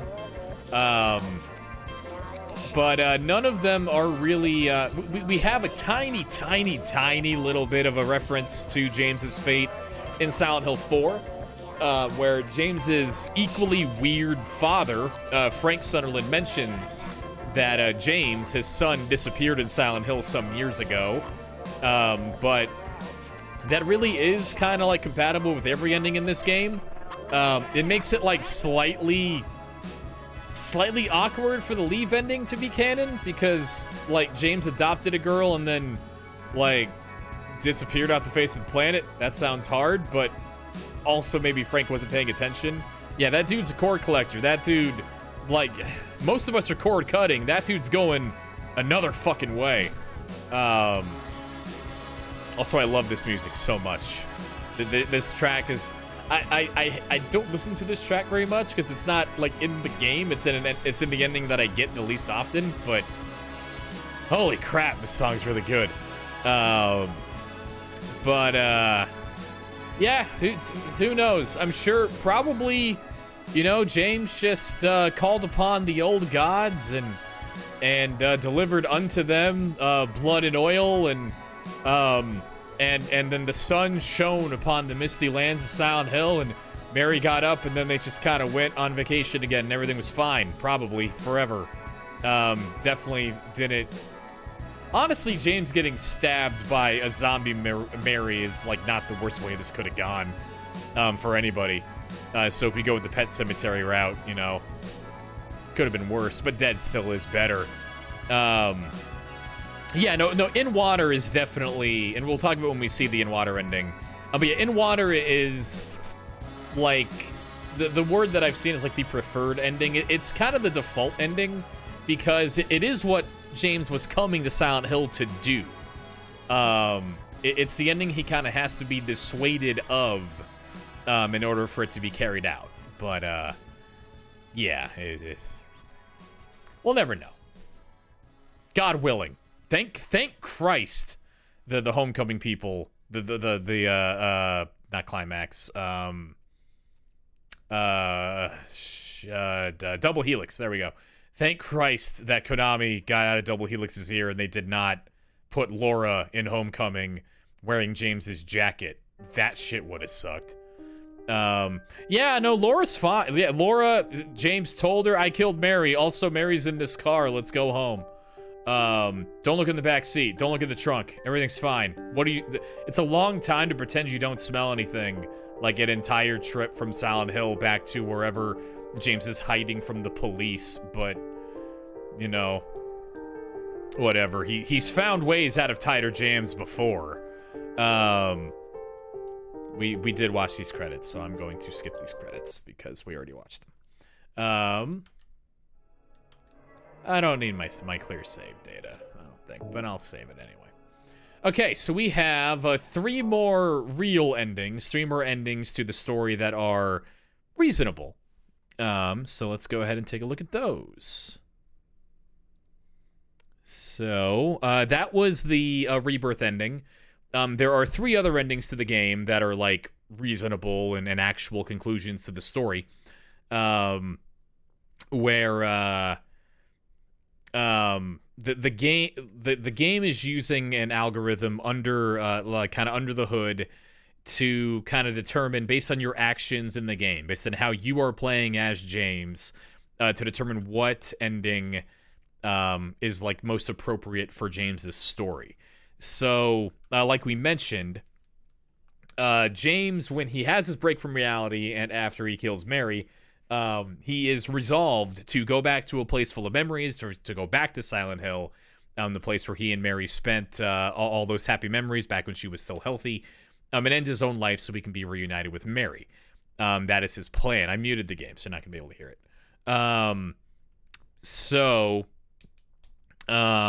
If you kind of stick to that path while you're playing the game, if you don't take care of your health, if you don't get particularly attached to Maria or to Laura, if you kind of play the game recklessly and you don't like actively try to physically dissuade James from that path, then you will end up getting the In Water ending. So let me go ahead and open that up, and then I will be over here.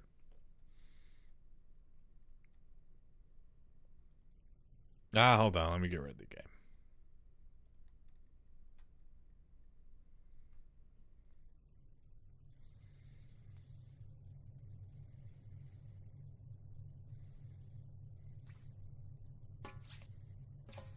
Mary?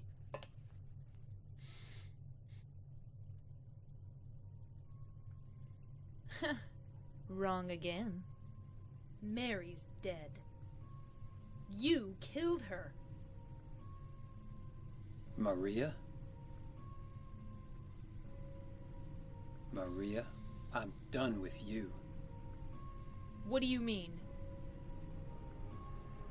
But I can be yours. I'll be here for you forever. And I'll never yell at you or make you feel bad.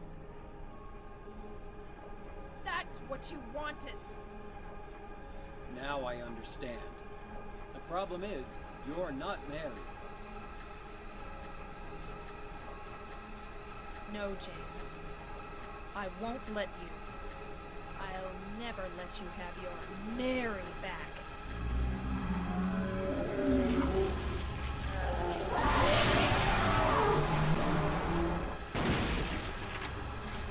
then you shoot Mary a lot.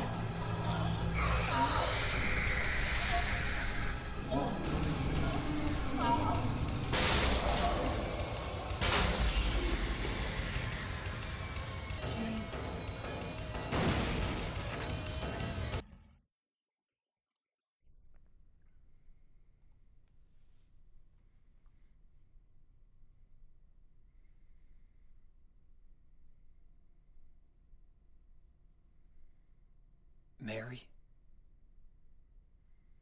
James.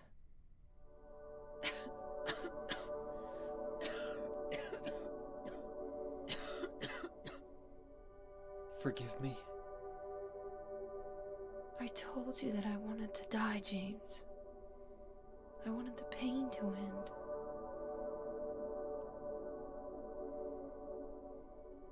That's why I did it, honey. I just couldn't watch you suffer.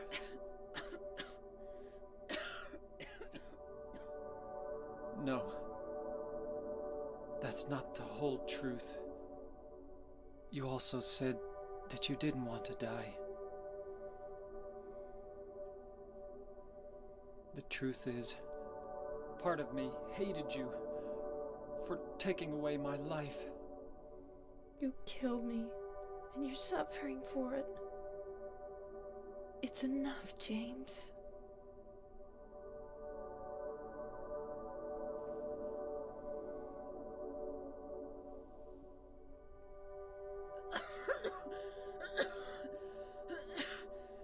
Mary? James.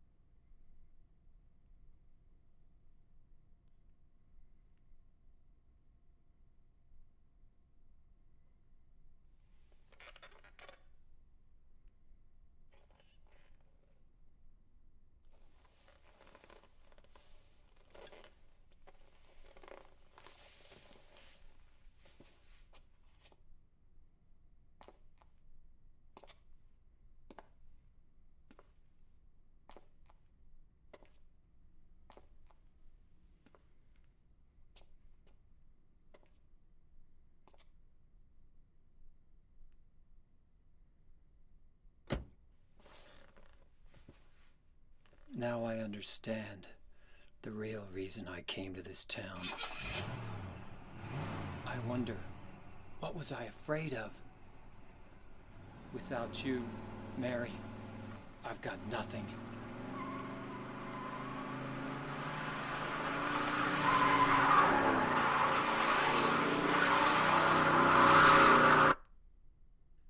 Now we can be together. In my restless dreams, I see that town. Silent Hill. You promised you'd take me there again someday, but you never did. Well, I'm alone there now, in our special place, waiting for you. Waiting for you to come to see me. But you never do. And so I wait, wrapped in my cocoon of pain and loneliness. I know I've done a terrible thing to you. Something you'll never forgive me for. I wish I could change that. But I can't. I feel so pathetic and ugly laying here, waiting for you. Every day I stare up at the cracks in the ceiling, and all I can think about is how unfair it all is. The doctor came today. He told me I could go home for a short stay. It's not that I'm getting better. It's just that this may be my last chance. I think you know what I mean. Even so, I'm glad to be coming home. I've missed you terribly. But I'm afraid, James. I'm afraid you don't really want me to come home. Whenever you come see me, I can tell how hard it is on you. I don't know if you hate me or pity me, or maybe I just disgust you. I'm sorry about that. When I first learned that I was going to die, I just didn't want to accept it. I was so angry all the time, and I struck out at everyone I loved most. Especially you, James.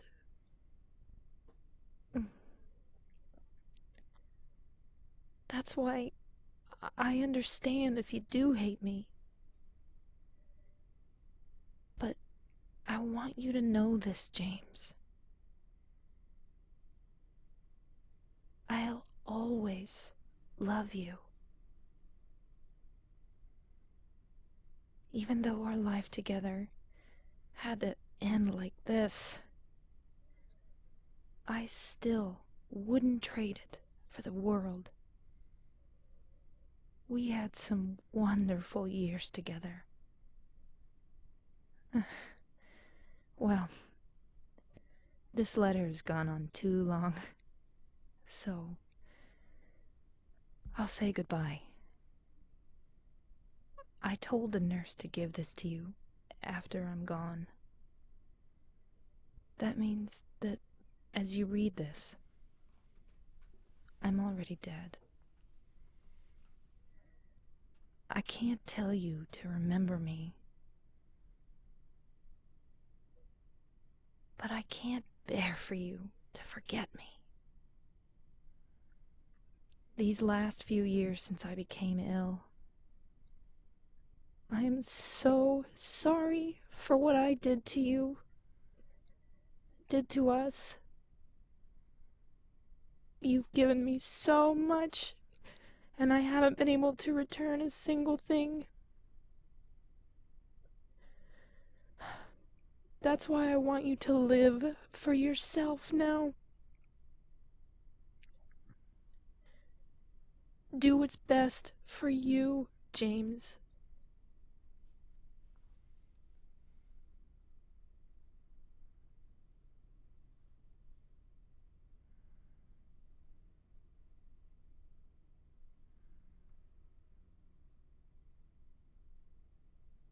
James, you made me happy.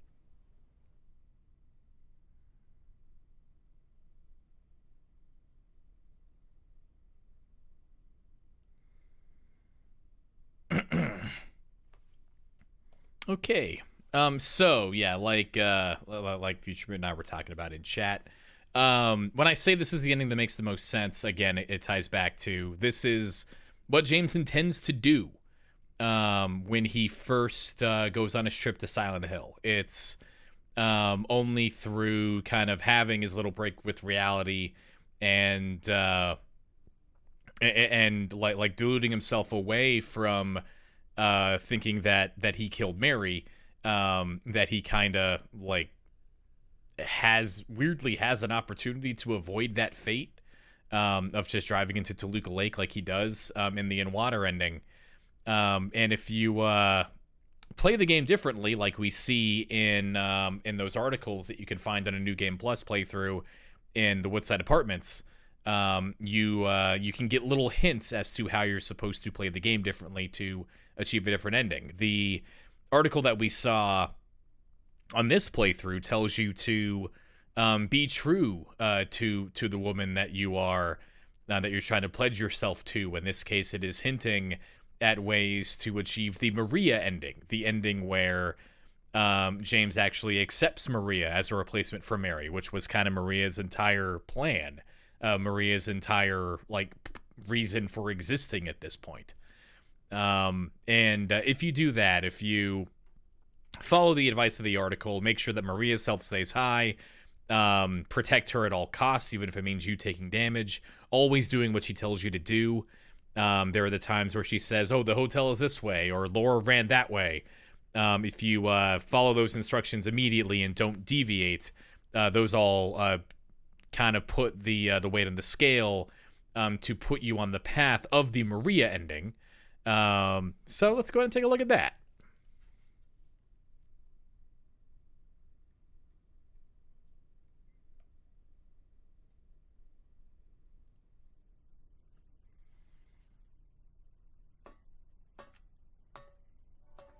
James, I've been waiting. Mary. I'm sorry it took so long. Didn't you want to see me? Yes, I wanted to see you.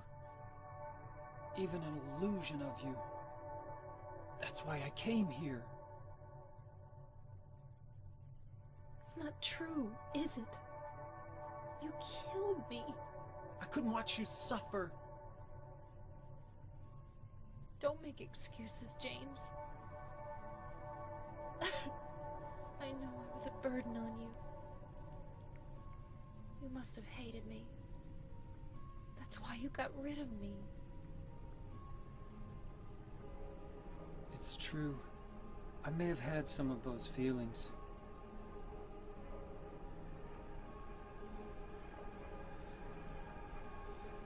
It was a long 3 years.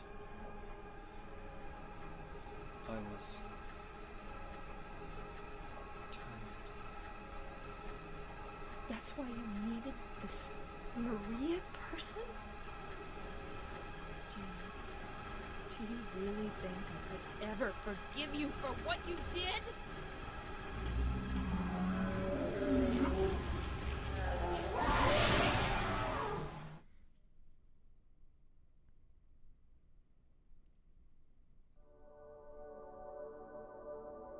So again, notably, the final boss in that ending is not actually Maria. James just kills Mary again. Whoops.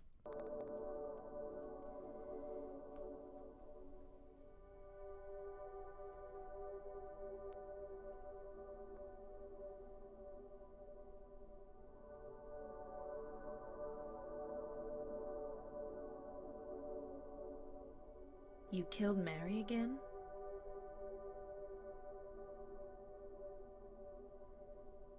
That wasn't Mary.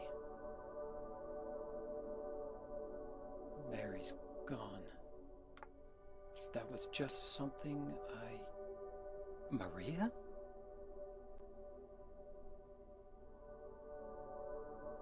Maria?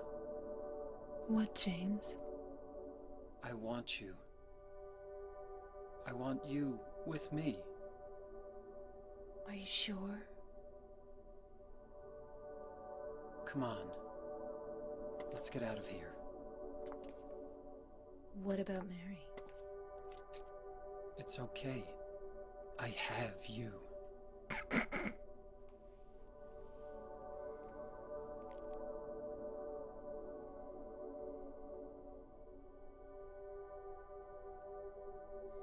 Just to give him one last little hint that this was a bad idea, Maria gives James the same letter that we heard in the In-Water ending, so we're just gonna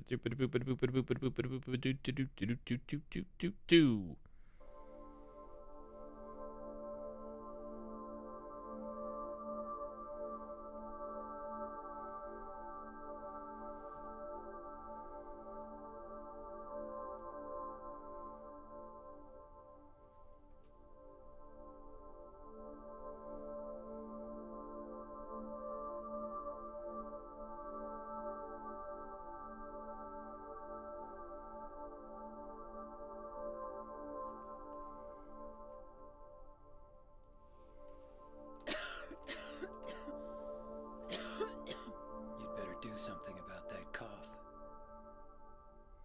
Ha ha, Maria's sick again. Ha ha ha.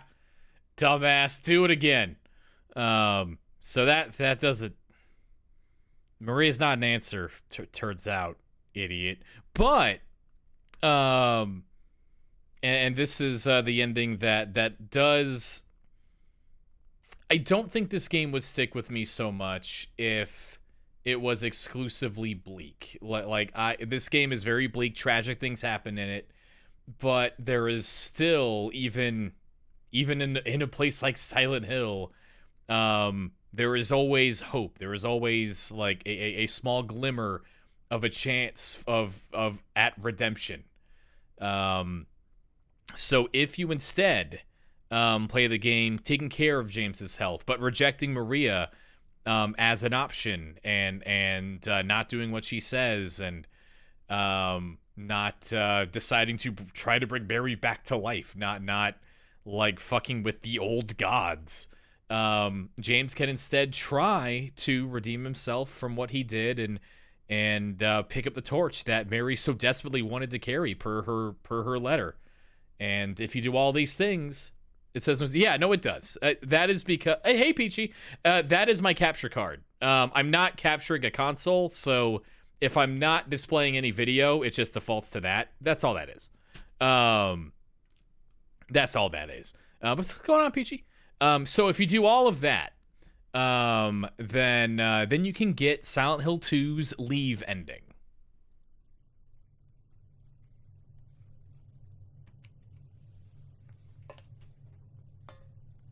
Mary?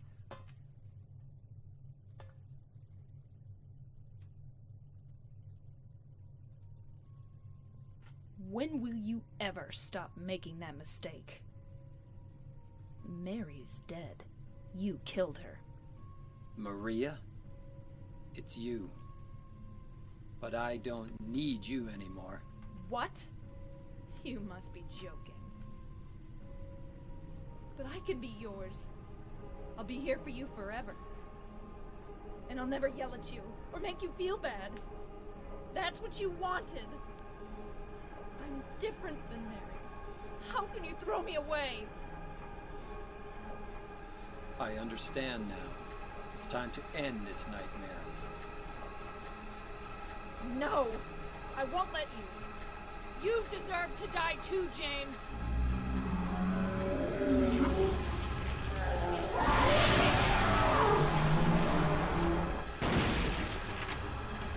Do do do do do do boop boop boop.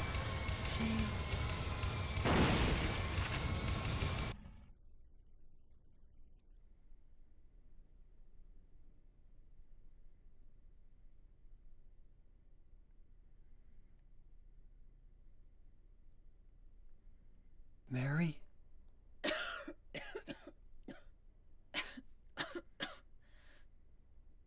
James. Forgive me.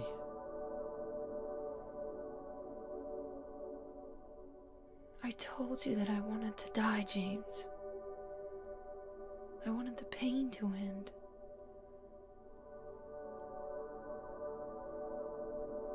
That's why I did it, honey. I just couldn't watch you suffer.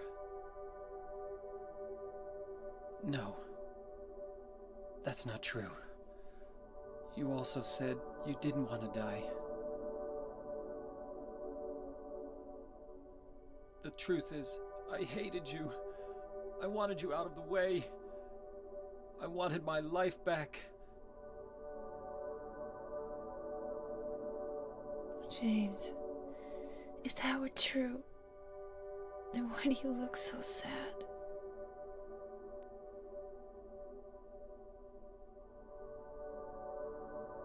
Mary? James. Please. Please do something for me.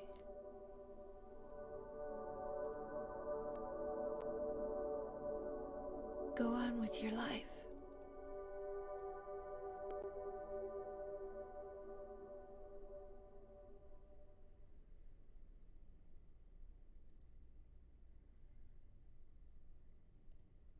In my restless dreams, We already read the letter.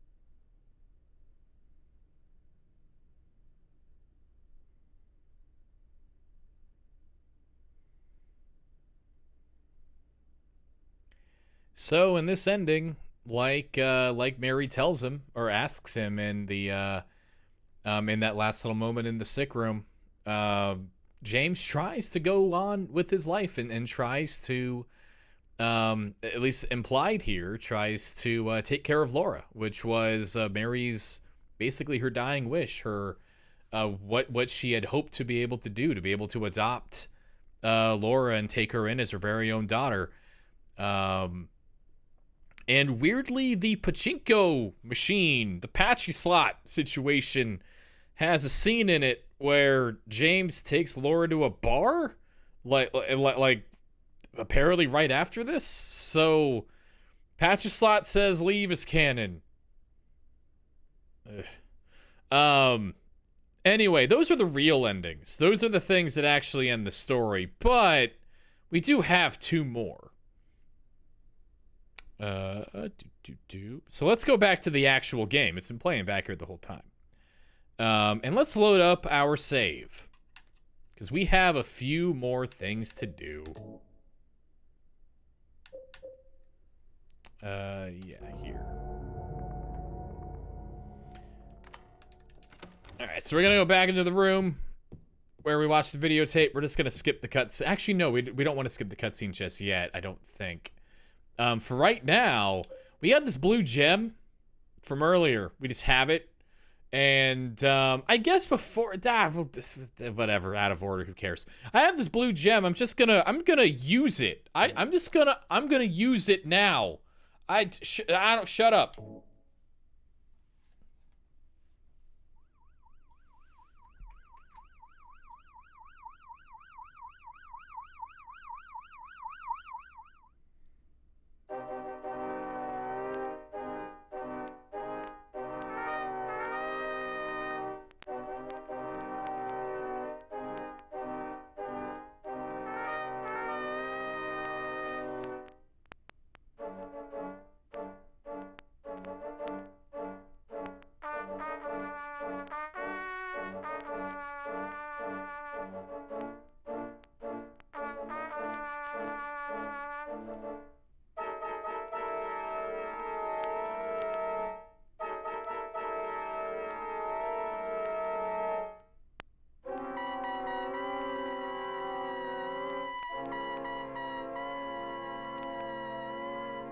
I don't know why people were so upset that this isn't a sequel to the first game.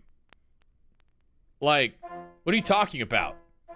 Harry Mason shows up, an alien shoots James with a ray gun, and they go to space. Like, Harry's in the video game. Why are you complaining that it doesn't follow up from the events of the original? It very clearly did. And they would later, Silent Hill 3 follows up on this ending, and karate is involved, which, I mean, I don't get why anyone had beef with this. You know, it's just, it's a perfect way to end this video game. There's the UFO ending, which, when we do these playthroughs, we start with the second one, because, of course we do. Why wouldn't we? But it does leave us with the unfortunate, little line where we don't end up seeing the UFO ending of the first game with Harry Mason, the first game's protagonist, going into space and getting kidnapped by aliens, and we don't have the context for the UFO ending, but the UFO ending is injured by context, so who fucking cares? So we got one last ending to go. We never figured out what to do with this dog key, so let's just watch her wife die again. I'm gonna skip it, and then let's walk around the hotel a little bit.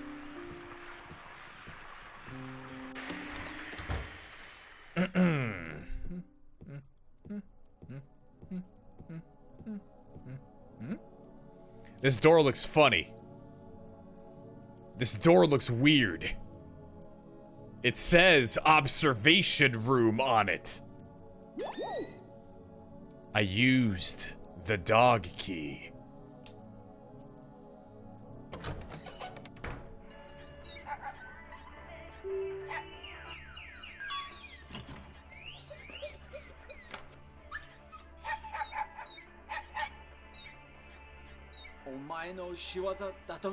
Mind that there is no Japanese voice track for this game.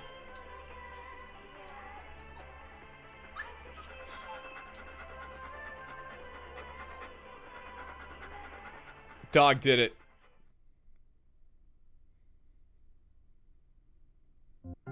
Dog has a name. Dog's name is Mira. Dog did it.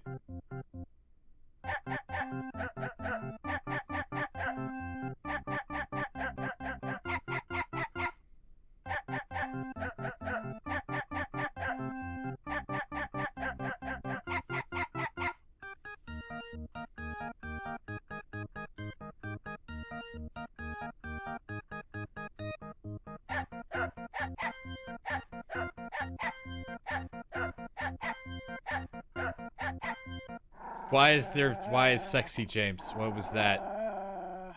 Sex type James right there. Mira doesn't like Eddie. Eddie shoots dogs.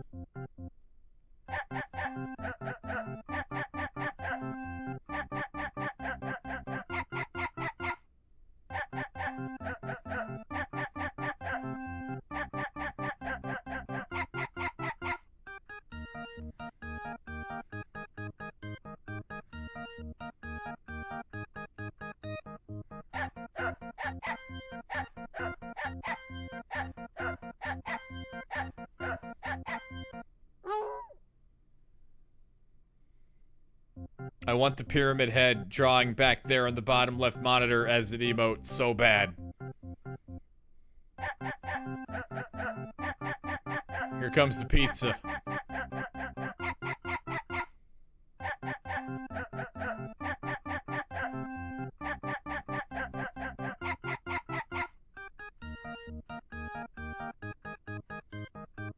Yeah, that's coming up, Peachy. It's Sex Type Maria is probably the strongest card in the game.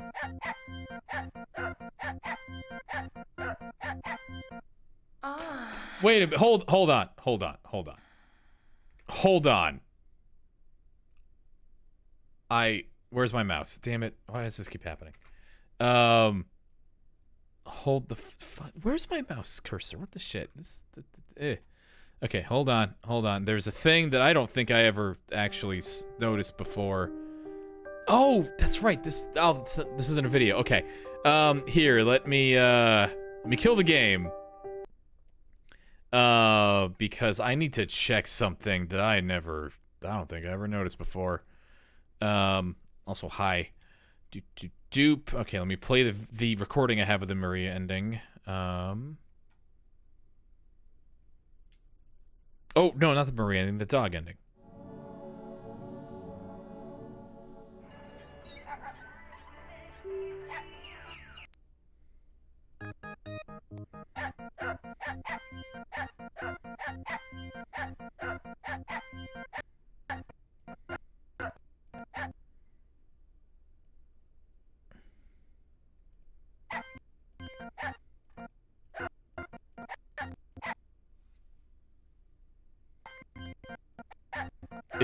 The stuttering is me. Hold on. Just trying to get a very particular frame. Don't have great... Why is Laura so big?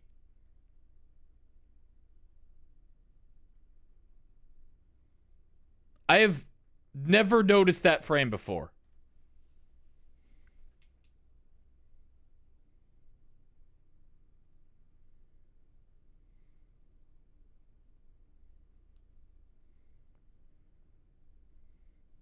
This might be the scariest thing in this game. Yeah, it looks like the lighting is weird, too, on her mouth. Yeah, it does kind of look like a mustache. That's fucking terrifying.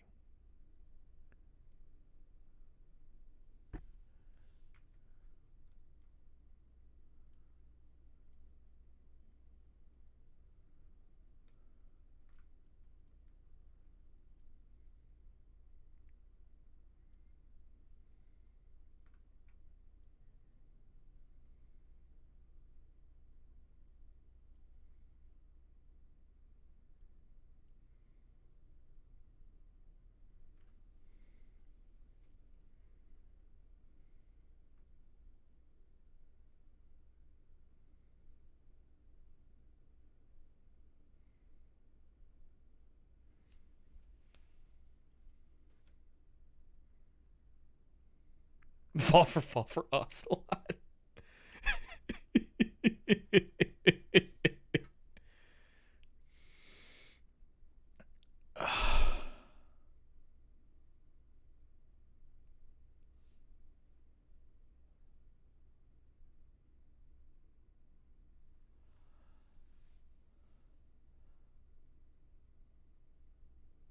And we know Laura has a gun. We know Laura has Maria's pistol. Which it fires 10 bullets, but Laura can't count that high. She's a kid.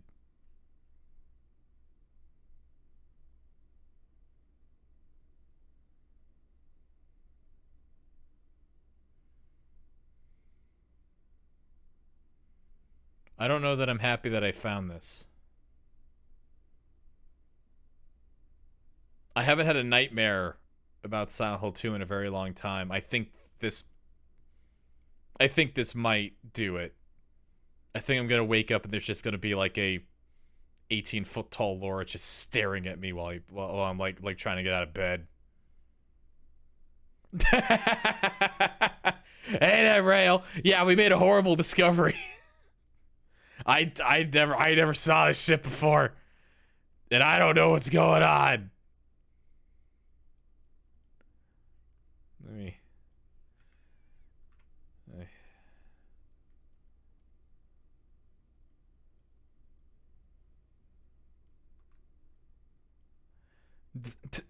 Strife. Okay. Hold on. Oh no.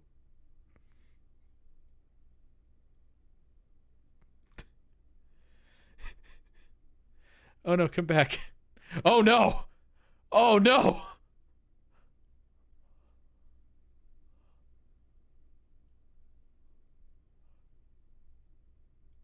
Deep fried goodness! I came from the Znaziel raid and just wanted to show some support. Have a great stream, Davey, and I'll keep you tabbed up. Ditty heart, ditty support, ditty heart. Thank you, Ditties. Thank you, I really appreciate it, and thank you for the raid, Zindazul. I'm so sorry if I'm saying your name wrong. Really appreciate it. Thank you for the bits. Hope you have a good night. Hope you have a good morning, whatever it is where you are.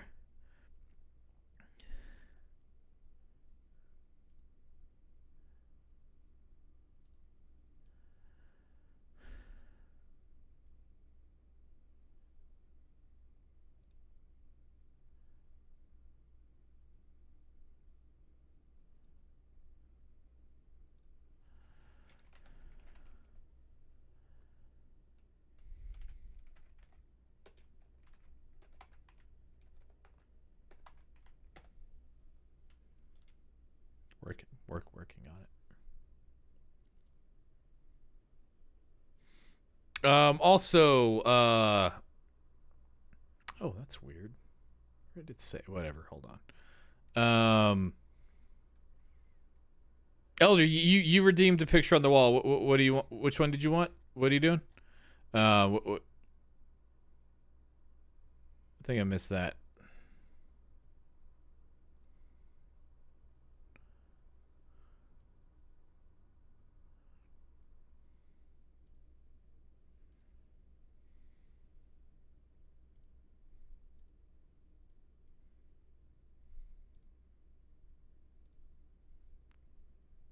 Oh, okay. I can do that.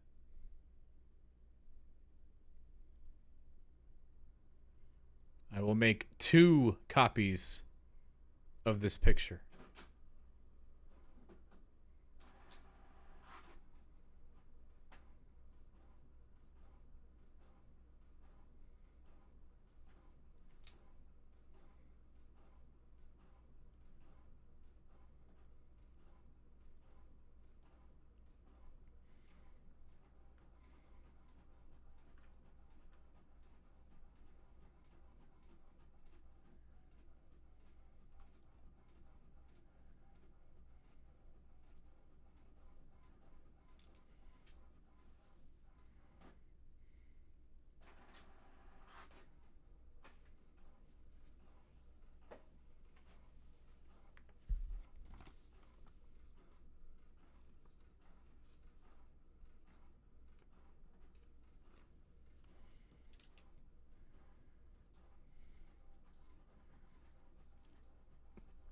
Oh yeah, no, Giant Laura definitely knows CQC. Giant Laura is the daughter of the boss, after all.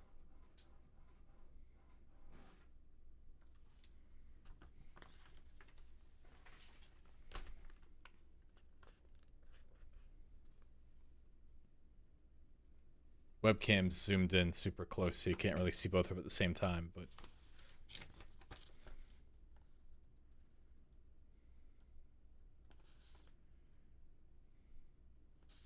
My printer... It's not even close to being out of ink. I checked the levels, like, even after this, but they printed them both different. It's like... It could only approximate, in both cases, what was actually observed. It's like how you can't actually spell the name of God in the Abrahamic texts. You have to get a correct but agreed upon, like, misspelling in order to be able to discuss the matter at hand.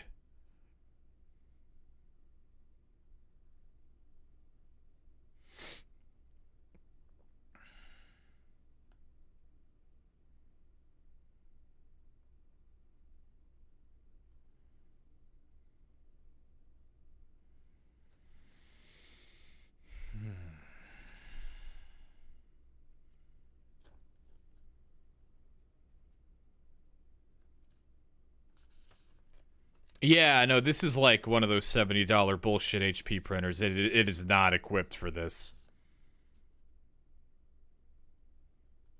It wanted none of this.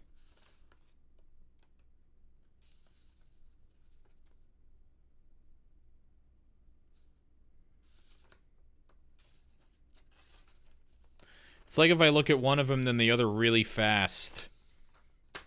It's like it's animating slightly.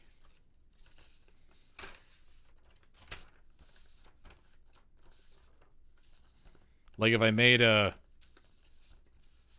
like one of those like picture book, like flip books that you go through, but if I just made it out of alternating, these two pictures alternating. If I did that, if I made like 5,000 copies and did a full flip book of that, then I would see the face of God.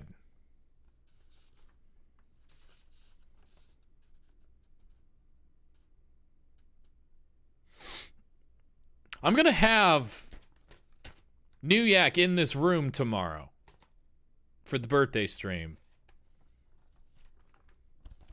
And she's gonna see this.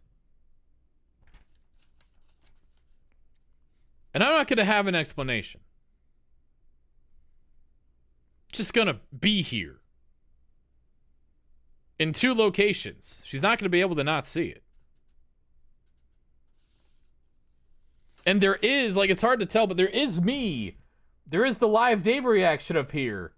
Of, like, I'm taking a picture of it. I have all the time in the world to react to it, and I don't know what to do.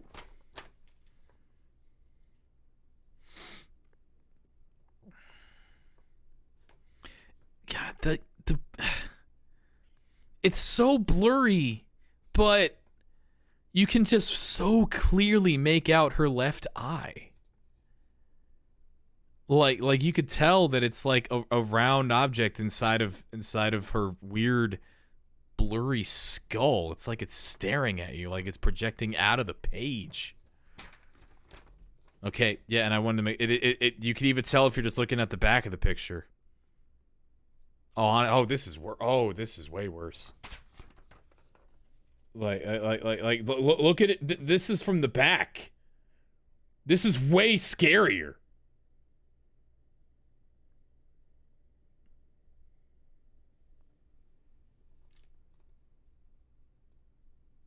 Like here's the front, and then in the back. This is cursed.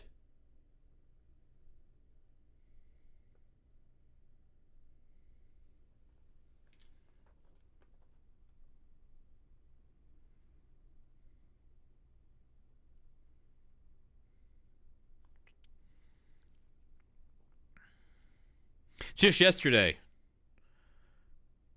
I was checking to see if it was legal for me to burn paper outside because I had a lot of like work documents that had to get destroyed for reasons, not for like bad reasons, just for like science reasons. Turns out the answer is no. You cannot build a fire pit out here. So I'll just have to go on campus and get those things destroyed. I'm afraid to bring this on campus. I'm afraid to let anyone else see this. I'm afraid. Honestly, I think this is like a Ring situation. I think everyone that saw this is like cursed now. Why she looks like bald. What the? It's like the frame of the image expands when you look at it from the back.